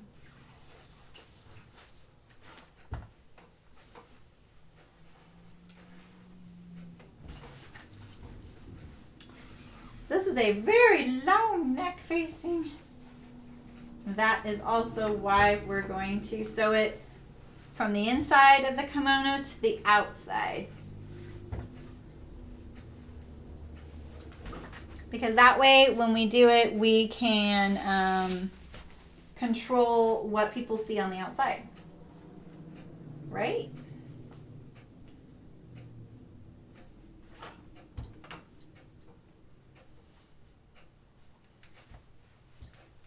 Ooh, this is hard to iron. I'm turning up the heat. Hopefully I don't melt this live on camera. So you can see why I want the other camera set up for the iron. I think watching people iron is useful. Seeing how they manipulate the fabric and stuff. I told you guys about my friend's ironing board, right? That has like the air, it sucks the garment to the ironing board. It doesn't have air, it's like actually suction instead. Kind of like a reverse air hockey table. And it really holds her garment in place while she's ironing. It's pretty cool. She got it when some business, like a tailor, was going out of business or something. Because she wouldn't normally have bought that. It was a really nice ironing board.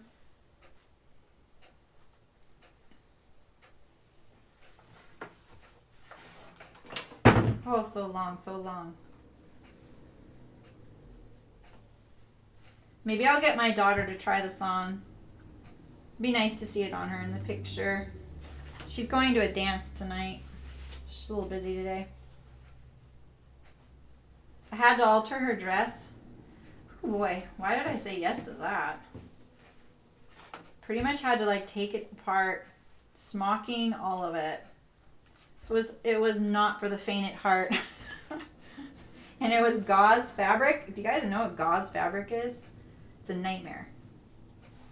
It's like sewing air and hoping that it doesn't fall apart in your hands like air would.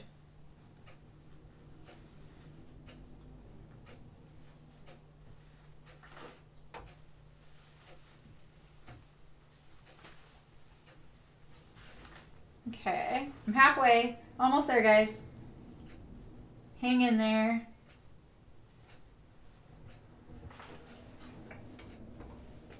It'll be easier to sew this, though, if I press this just like it is for anybody.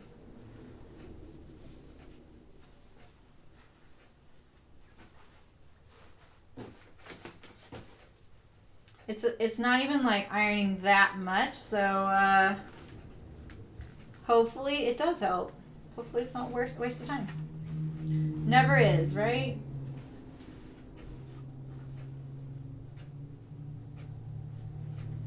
That Archer I sewed, Christy, is it's Kelly green, like Christmas green, like literally.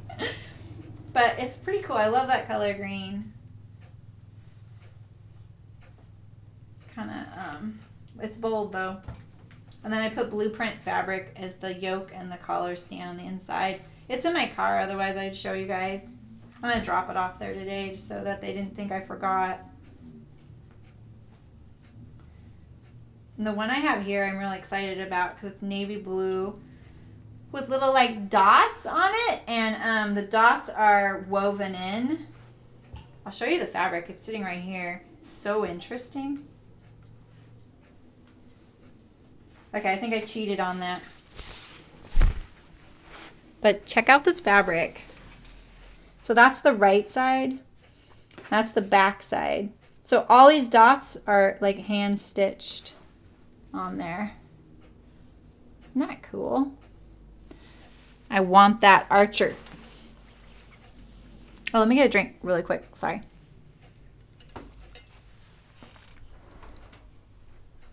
Hello. Alrighty. Okay, so I think the best way to ensure success on a neckline this long is to start from the center back neck, make your way down one side, and then do the same on the other. The only trick about this is that then you're not really going the same direction, you know, for both. I'll show you what I mean. All right, so here's the inside of my garment. We gotta put our garment up here, otherwise it's gonna pull off. There's my center back neck. There's the notch. So I'm just gonna start on the center back. I don't even need to back tack because I will come back to it, but you can.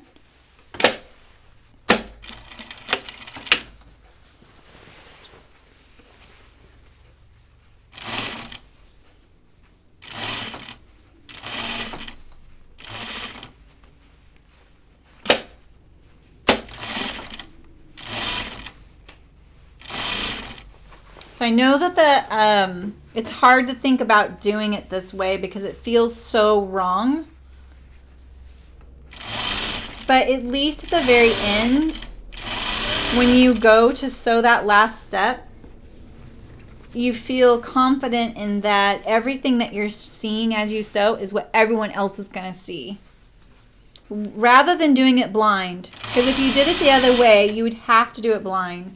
I'm not a fan of that. I'm just lining it all up all the way down here so I can go faster. My machine can really motor if I let it.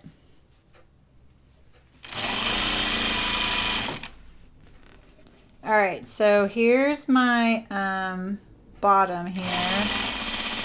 And I kind of want to go like this. I'm gonna go across the bottom like that. And then I'm going to take this along the bottom like that.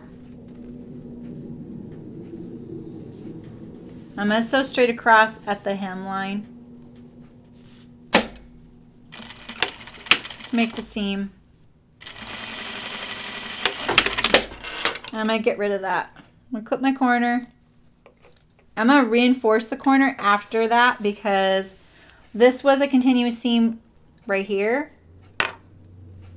It went like this, and that was the back tack. There's no back tack right there because that we didn't turn the corner, so I'm just going to put one right there.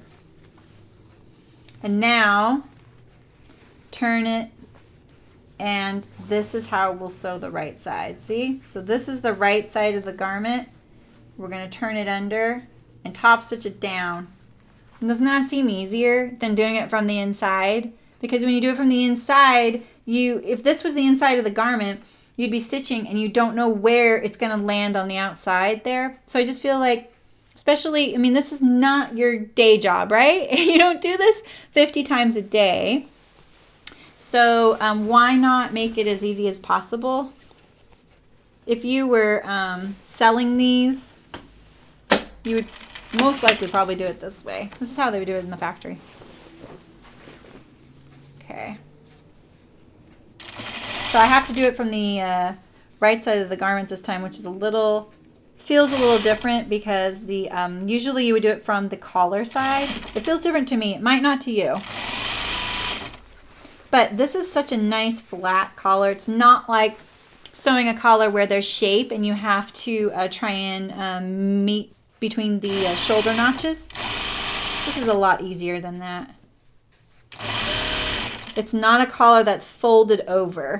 So when you have collars that are folded over, they've got the slope to them, and you don't have that with a kimono because it's a shawl collar. Is it a shawl collar? It's not a shawl collar. I take that back. I actually feel like this is bringing back a memory. I feel like I talked about this once with a friend. We were trying to decide, like, what is it? It's not a kimono collar, because that's not a thing. But it is a kimono collar. I feel like it's a shawl collar, technically speaking.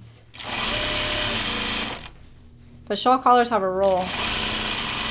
Like a convertible collar. Like the collar on the, well, I was going to say the Archer. That's not a convertible collar either. We did a convertible collar on... Didn't we do one? We didn't do it on the Hawthorne. That was actually a modified Peter Pan collar. Trying to think. Anyway, I don't think you guys care. It's not important. It's not important, trust me.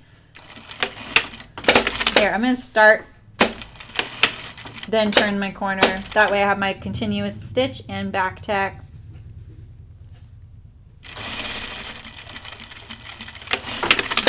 Get rid of all this. Getting thready.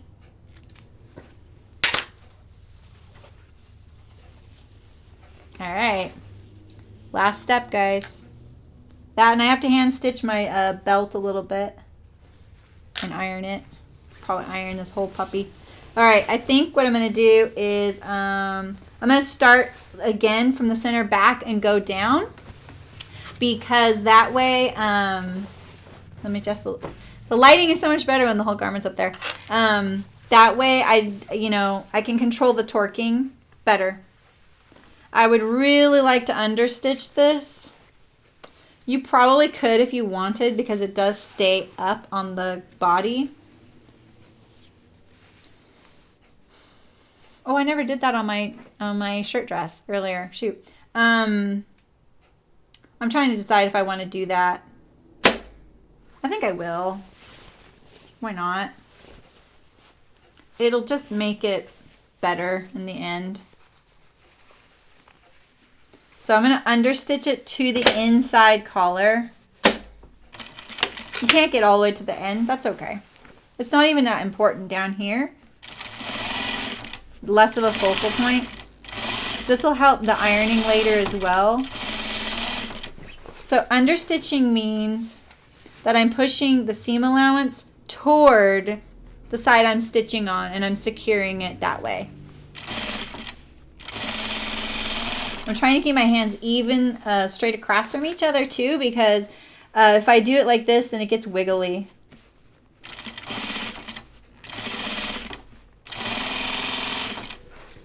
It is a little bit of a wiggly fabric in some ways.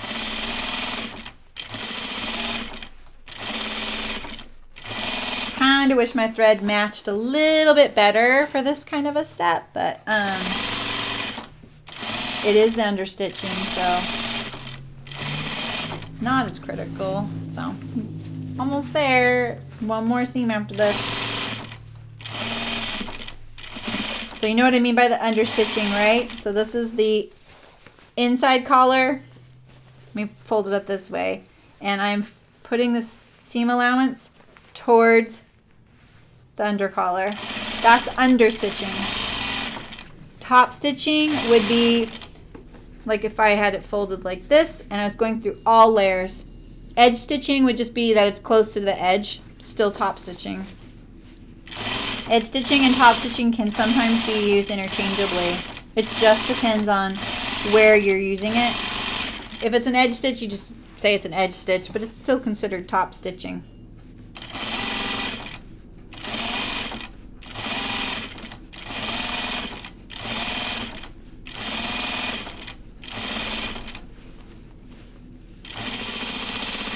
So I just get down there as low as possible. Like that. Turn it right side out again. Now it's going to want to turn, see that, to the inside of the garment just naturally. See, it's already pulling it that way. And that way, am I sewing in that seam? What do you mean? I already detached the collar to the kimono, and what I did was I went from the inside and I'm going to the outside, kind of like I do on collars anyway. I think you guys have seen me do that. And that I was just an understitch to secure it, to make it roll to the inside even more. So when it's ironed, it'll look more like that, this edge right here. So now I'm doing the last seam, and I'm going to start at the center back neck to prevent any torquing. So, you know, another thing I could be doing is understitching this edge as well. And I think I'm going to do that. I feel like that would be a really good thing to set myself up. So I'm going to understitch again on this side of the inside collar. This edge right here. I'm going to push it this way. Keep it pushed that way. It's right here. This is going to make it even easier for me to do that last step. Is it a traditional way to sew a kimono? No. I have sewn traditional kimonos before. Like, I haven't sewn a traditional kimono, but I've sewn kimonos in the traditional way. My friend had hand painted them.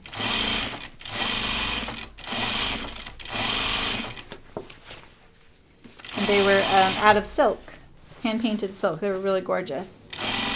You actually probably know her. Her name is Heather Ross. She's a fabric designer. Long time ago, before Monkey Monkey.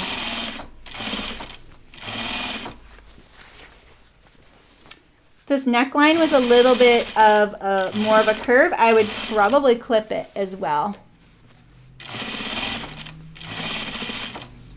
So yeah, Janice, I don't think I was sewing in the, I think you were asking if, like, was I making the seam, and I wasn't. I was just understitching. I had already made the seam. I was probably making it look really easy for a seam, wasn't I? Did I just run out of bobbin? Oh, watch me run out of bobbin. We're going to check after this.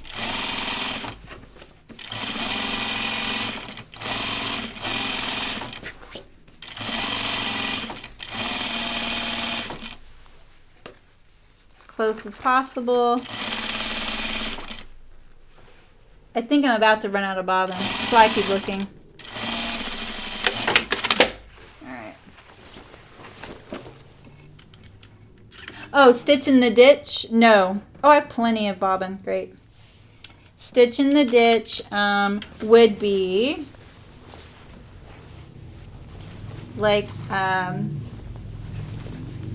say I wanted to secure,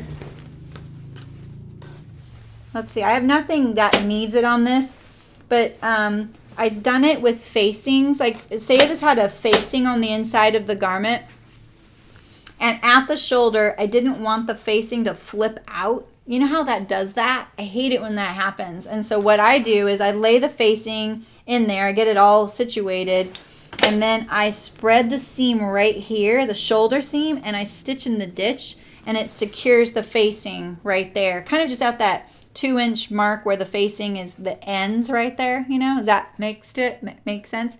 No, I'm not. I'm next to it. So stitching in the ditch would be in the seam, and under stitching is right next to it. So there's the seam, there's the stitch. It's probably really hard to see because of the print. Is it a little easier to see here? So there's the seam and there's the stitch. All right, so I'll start at the center back neck. Oh yeah, it wants to lay so nicely after doing that. So, okay, I'm putting my garment up on the table because it is heavy. This fabric's pretty heavy. I'm going to put a few pins in as a guide. Okay, good, Janice. I can see what you were meaning. Yeah, I can see why you were thinking that. It's so hard to see the print sometimes. It's pretty busy. It's probably the boldest thing I've sewn on here, huh? I'm just going to do like a few in a few places.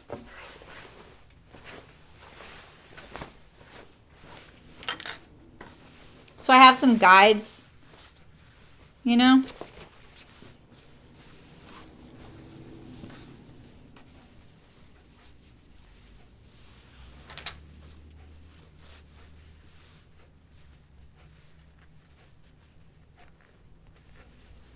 That way when I get to them, I know. You can hear it, huh? Yeah, it's got a swishy quality. Wonder what else you could use this fabric for. You could have some fun. Like, the printing quality on this fabric is gorgeous. And that's kind of also what I pick at Spoonflower. When Spoonflower first started, they kind of notoriously didn't get blacks very good. They looked more like a dusky charcoal. And they have come a long way. Now blacks are true black, and everything prints on the fabric beautifully. It doesn't matter what you get. But one print can look different on one fabric than another fabric. Still gorgeous, just different. So if you were to like use two different fabrics but both on the same print, and you were putting them together, sewing them together, you would probably want to be aware of any differences so it didn't look like it.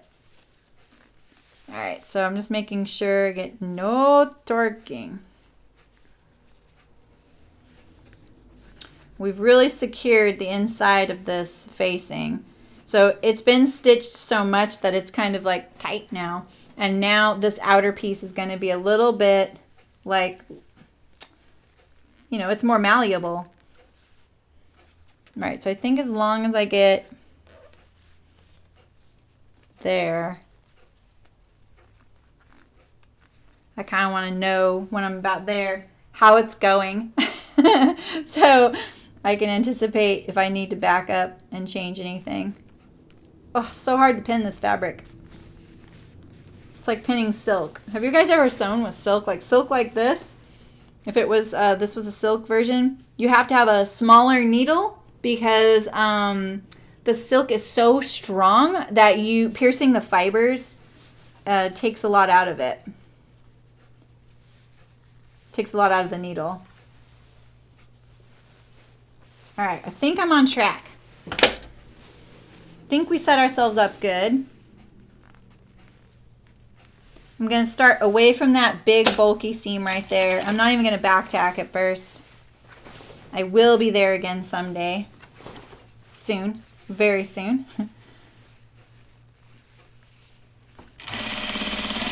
And see, now you're seeing like why I did this on the outside, right?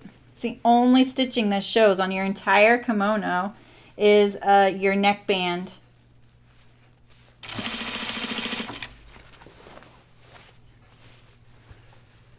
So I know that if I did it this way, you're going to see exactly what I'm stitching, rather than not knowing what's going on the inside of the garment right now. Like we can look and see.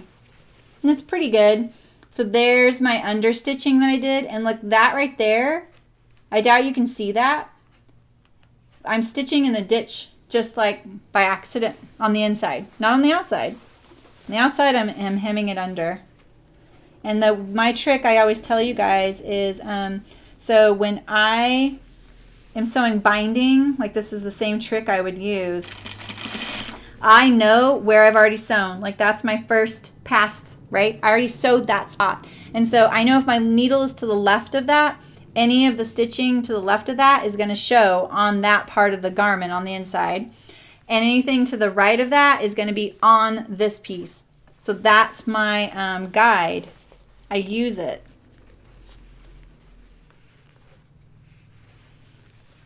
In other words, I try to give myself no excuses on why I didn't get it onto the collar properly.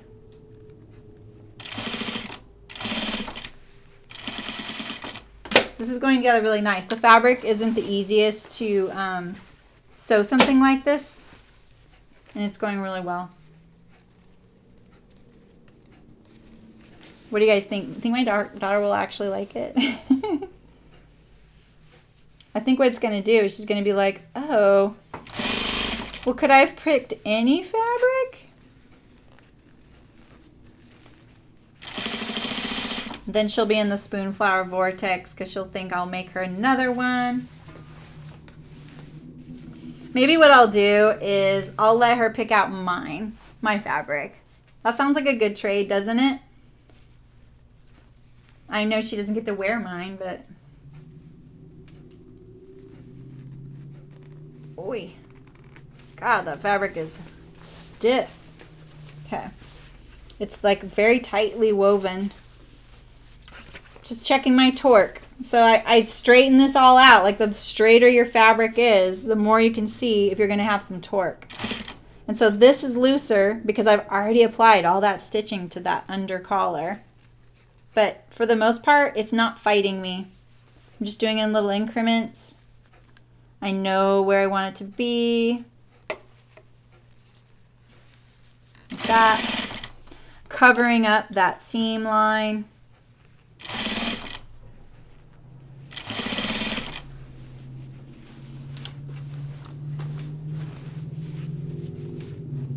I would actually choose this fabric again. I don't know what I would use it for. I think this is a perfect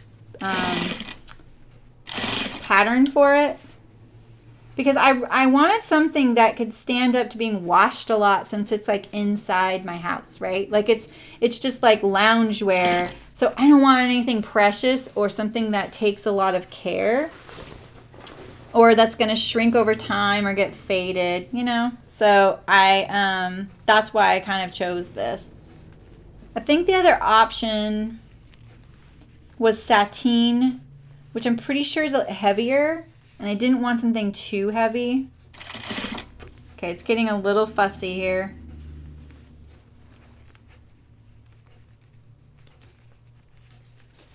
Let's see, do I have any leeway down here?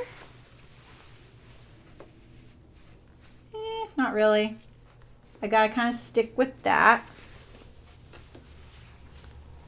So I need to ease this in here.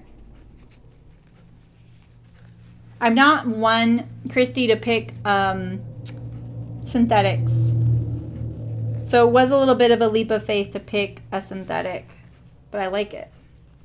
If you wanted a really easy wear dress though or something, live somewhere cold, I feel like this would be a really good option. Be great for a formal occasion. Especially like maybe you need like a dressy dress all the time that you can wash and not have to dry clean. This would be pretty good.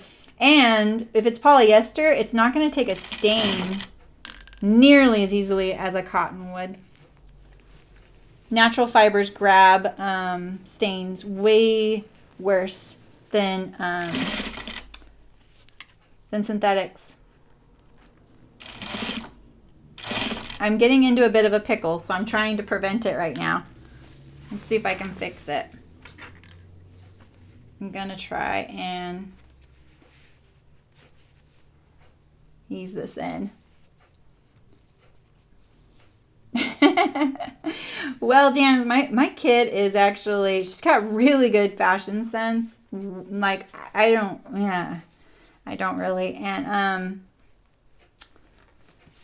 it was more like, hey, I ordered the wrong size. Are you at all interested in this? And she was like, yeah, okay. So I think I just lucked out. We'll see if she actually wears it. She does like her, lounging attire.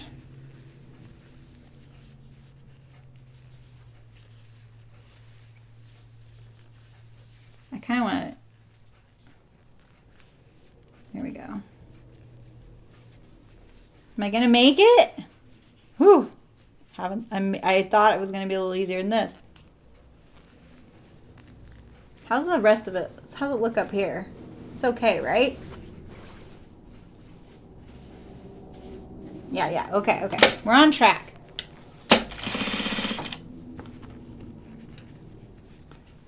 Just need to get this little bit in here. I kind of wanted to add a little stay stitch to ease it in. But I think it's going to be okay. Because remember, all that stitching on the under collar tightened it up a little bit. The outside hasn't had that treatment yet. But once we give it to it, it's like, yeah, okay. Oh no, I thought I had a tuck there. I was like, oh no, I have a tuck. That's fine. I just want to make sure I'm not easing it when I get to the bottom here, it's like, how many projects have I had where it's like, I do all of the rest of it at the last 4 inches. It's like, yeah, I could have done that better.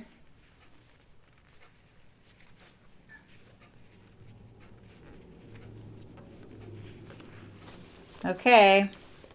I'm just going to sew right over that pin so I don't lose my holding this right here. Get rid of the pin now, because my daughter would find that one pin. Okay, I have a little tuck right there, and I think I might let it go for now. If it really bugs me later, I'm going to fuss with it. But this looks pretty good. Like, if I had top stitched right here, I could really tame it, but I don't want that look because it's a kimono. I want it to be soft. And it is staying soft, so that's good. All right, so now we have to do it from the bottom up. See, this is what I mean by when you start at one, like you start halfway, then you have to back up to the beginning to do the rest of the other half. So it's all going the same direction, but you don't get to go from the center back down one side and the center back down the other side. You can't really do that with something like this because you want to stay on this side of the sewing. Oh, thanks, Janice. Yeah, I think this looks good. I think this fabric print works really well as this garment, actually. This looks like something someone else would have picked out. That's probably why my daughter might be open to it. It doesn't look like something I would pick out. I'm going to get rid of this thread here. You probably can't see it, but I can. And that's my back stitch. It was kind of ooching into here. That's why sometimes I don't back stitch. I would on that, but I don't like my back stitch peeking out and showing. It doesn't need to. You guys are troopers hanging out. You watch me finish one garment, and I completely sewed this one all the way through. Thank you. And if anyone's here and they haven't been able to chat and they want to, the trick with YouTube is that you have to have an account. And what YouTube calls an account is a channel. So if it says, oh, you want to create a channel, and you're like, I don't want to do what she's doing, that's what it means. It just is their silly term for an account. and keeps it to real users. All right, so I've got that secured. I get it started a little bit, and then I'm just going to kind of walk up here and look at little bits here and there. Definitely won't have any leeway when I get up to the top, right? I have to finish at that center back neck, just like that. So I'm just going to secure it with a few pins. I'm going to do it out here because this fabric is so tricky to pin. Bye, Janice. Your secret's safe with us. All right. So yeah, I'm going to do this. This is one easy way to pin things when you don't want to have to go around and pin the whole perimeter. Just pin near it. So I'm going to sort that out when I get there. I don't really need to pin it down. I might change where I want it. I just know that this is my target where I want things laying flat. This fabric responds really well to top stitching, which you can't really say for other drapey fabrics. So it's good to know about the Spoonflower fabrics.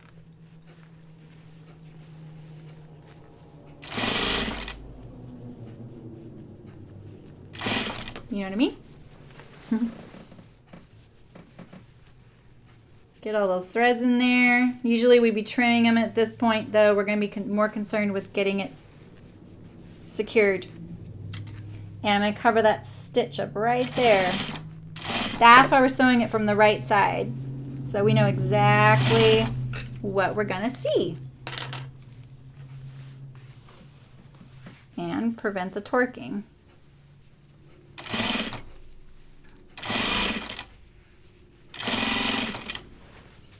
Once I figured out this trick on sewing all kinds of things like the Archer collar stand, I do the same thing. I sew it from the inside and go to the outside, because why not, right? I mean, that's what people are going to see. There's actually another really great trick to sewing the Archer type of collar, and you go through the where the collar folds over, that underneath that fold, that seam right there. And that's how I used to do shirts collars. I just haven't done it in a long time, so I didn't want to do it here live on the stream until I've done a few. But it is a nice little trick. And that's how they do it in factories, if they're doing them themselves. There's also a machine that puts on that whole collar thing. It's pretty magical. Who thinks magic doesn't exist? Totally does. The world is pretty amazing. Things we can do. Just smartphones. Pretty magical. All right, I'm almost there, guys.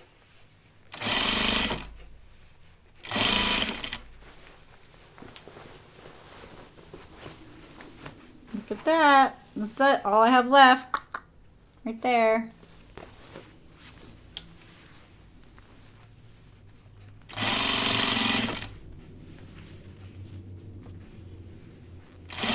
I kind of wish I would have pinned it this way the first on the other leg.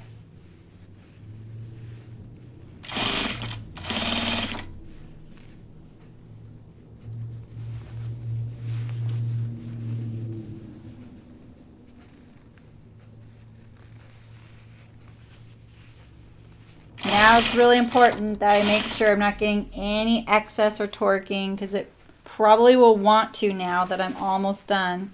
I haven't had any, and now I can see some popping up, but I am around this curve. I was kind of surprised I didn't have any till just now.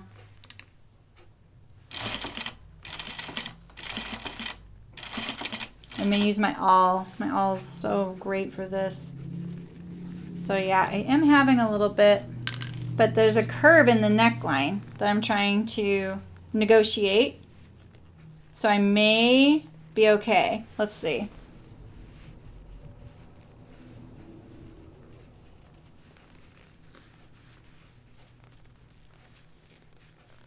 It's a little bit excess. I think I'm gonna pull out just a tiny bit. This all lays pretty good, but I'm gonna go back this far because even if you just have like a tiny bit left to ease in, give yourself more room than just an inch or two.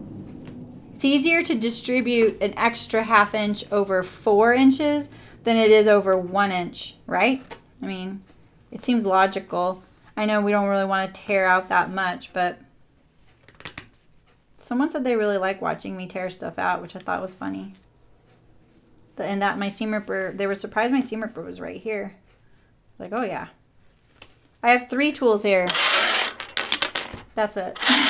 All times. If I sit down and one of them's missing, I immediately get back up and go look for it. I won't even like go, oh, I won't need that for now. I know I'll need it. I need them all the time. All 3. Okay, so let's give myself a couple more anchors. A lot of dress going on here. Because of this curve right here. I kind of wish there was a notch on this shoulder right here. It is a collar after all. So proper collar would have some notches right there. But it's not technically a standard collar. So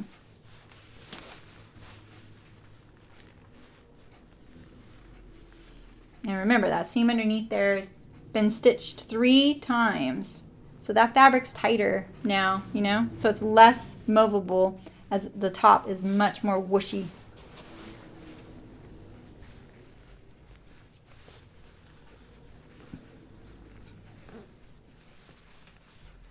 Oof, I have so much now. Where did it all come from?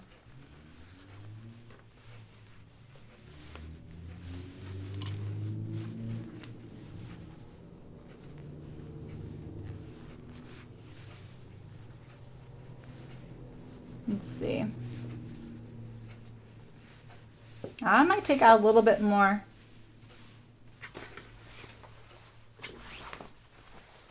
Oh, yeah. Oh, yeah. I have to take out a bit. Sorry, guys. You can take off if you want. I'm finishing.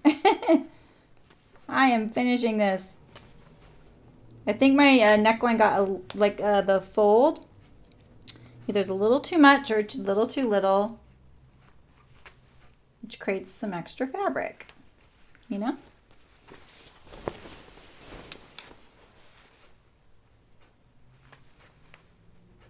I really got to start making shorter garments or doing them in parts. Maybe that's what I'll start doing.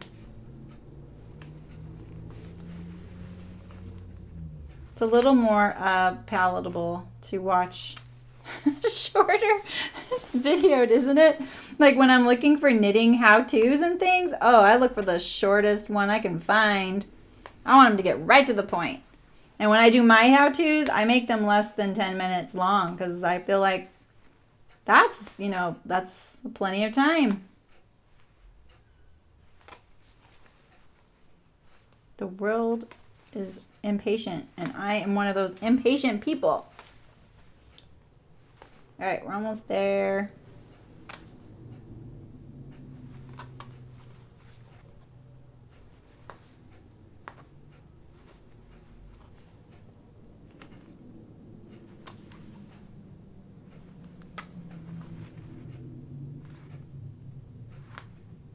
Okay. I forgot this is the time of year that there's like pumpkin patches starting to be open, huh?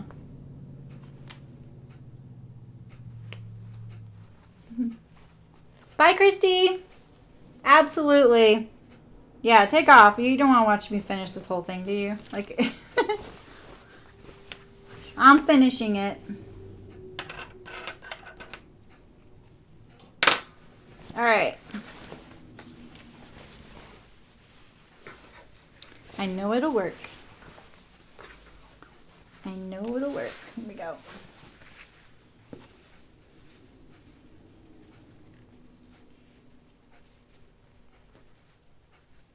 Yeah, I was folding that a little too much right there.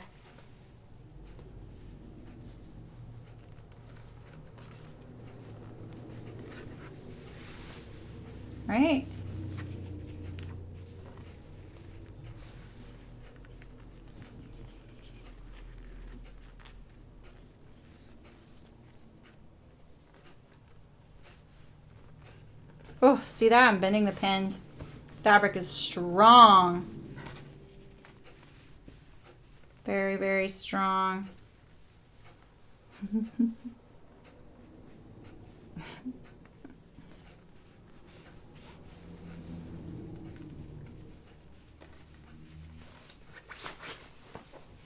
All right, let's see.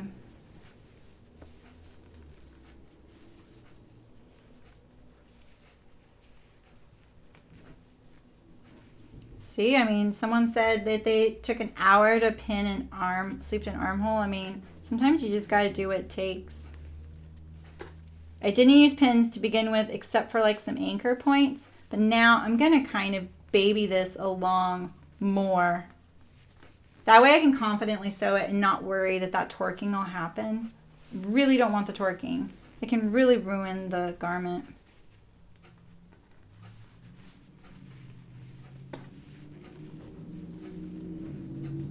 You know what I mean, jelly beans? Okay. And ironing it would also give yourself another tool. This fabric doesn't iron very well. Doesn't really take a crease.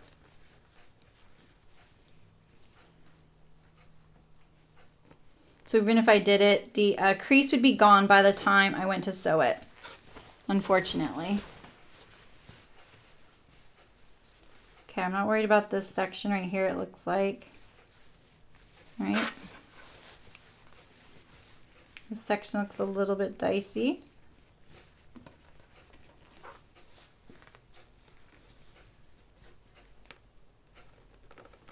Oh man, so hard to pin in there.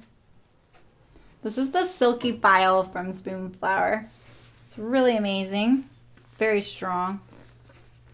No wonder they call it silky. Maybe it's because of the strength. Not necessarily the silk-like feel of it. Doesn't quite feel like silk. All right, I'm gonna try it again.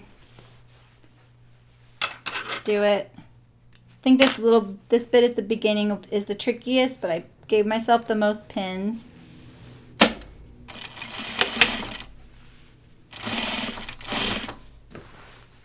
I always pin perpendicular so I don't even have to take them out if I'm worried about other things and I don't want to worry about losing my spot. I'll just leave the pins in there unless I feel like my needle might hit it. Typically, because they're rounded, the edges are rounded, the needle just rolls right off the edge. But if you do sew over a lot of pins often, you definitely want to make sure you keep a sharp needle on your machine. Like, it might get dull. You should always change your needle after a couple hours of sewing. A couple hours of the needle being used. Not, you know, sitting here looking at your phone or reading the instructions or whatever. Like that time, you don't have to consider that in that couple hours.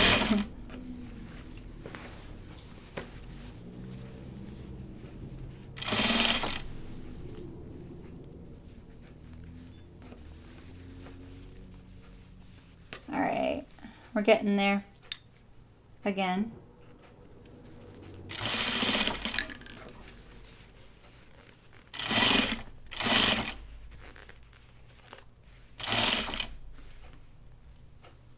How's it looking? Can you guys see? Yeah, it's looking pretty good. I doubt it looks as nice on the inside. I don't think it looks bad though. Oh, I didn't know I was so close to the end. Shoot. I have a bit to ease in here.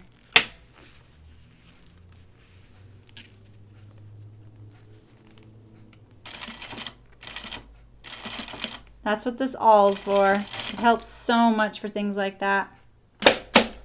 I'm probably going to get a little tuck right at that center seam because of the thickness of the French seam. That actually looks pretty good though. That's the back of the neck. That's why I start there. It's not front and center for my stitching.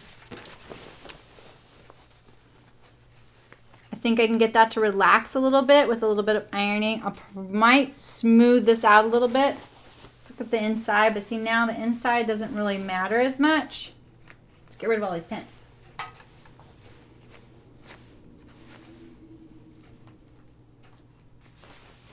You know my daughter's going to find every pin I leave in there. Right? Okay, let's see. I'm going to try it. Maybe it's for me, after all. Yeah, not bad, you guys. What do you think? Yeah. I might be able to pull that off. It'll look really great on her, though.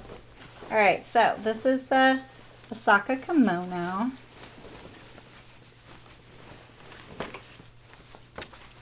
I did not put the slit in the sleeve. She didn't want that. See? Like that. Belt.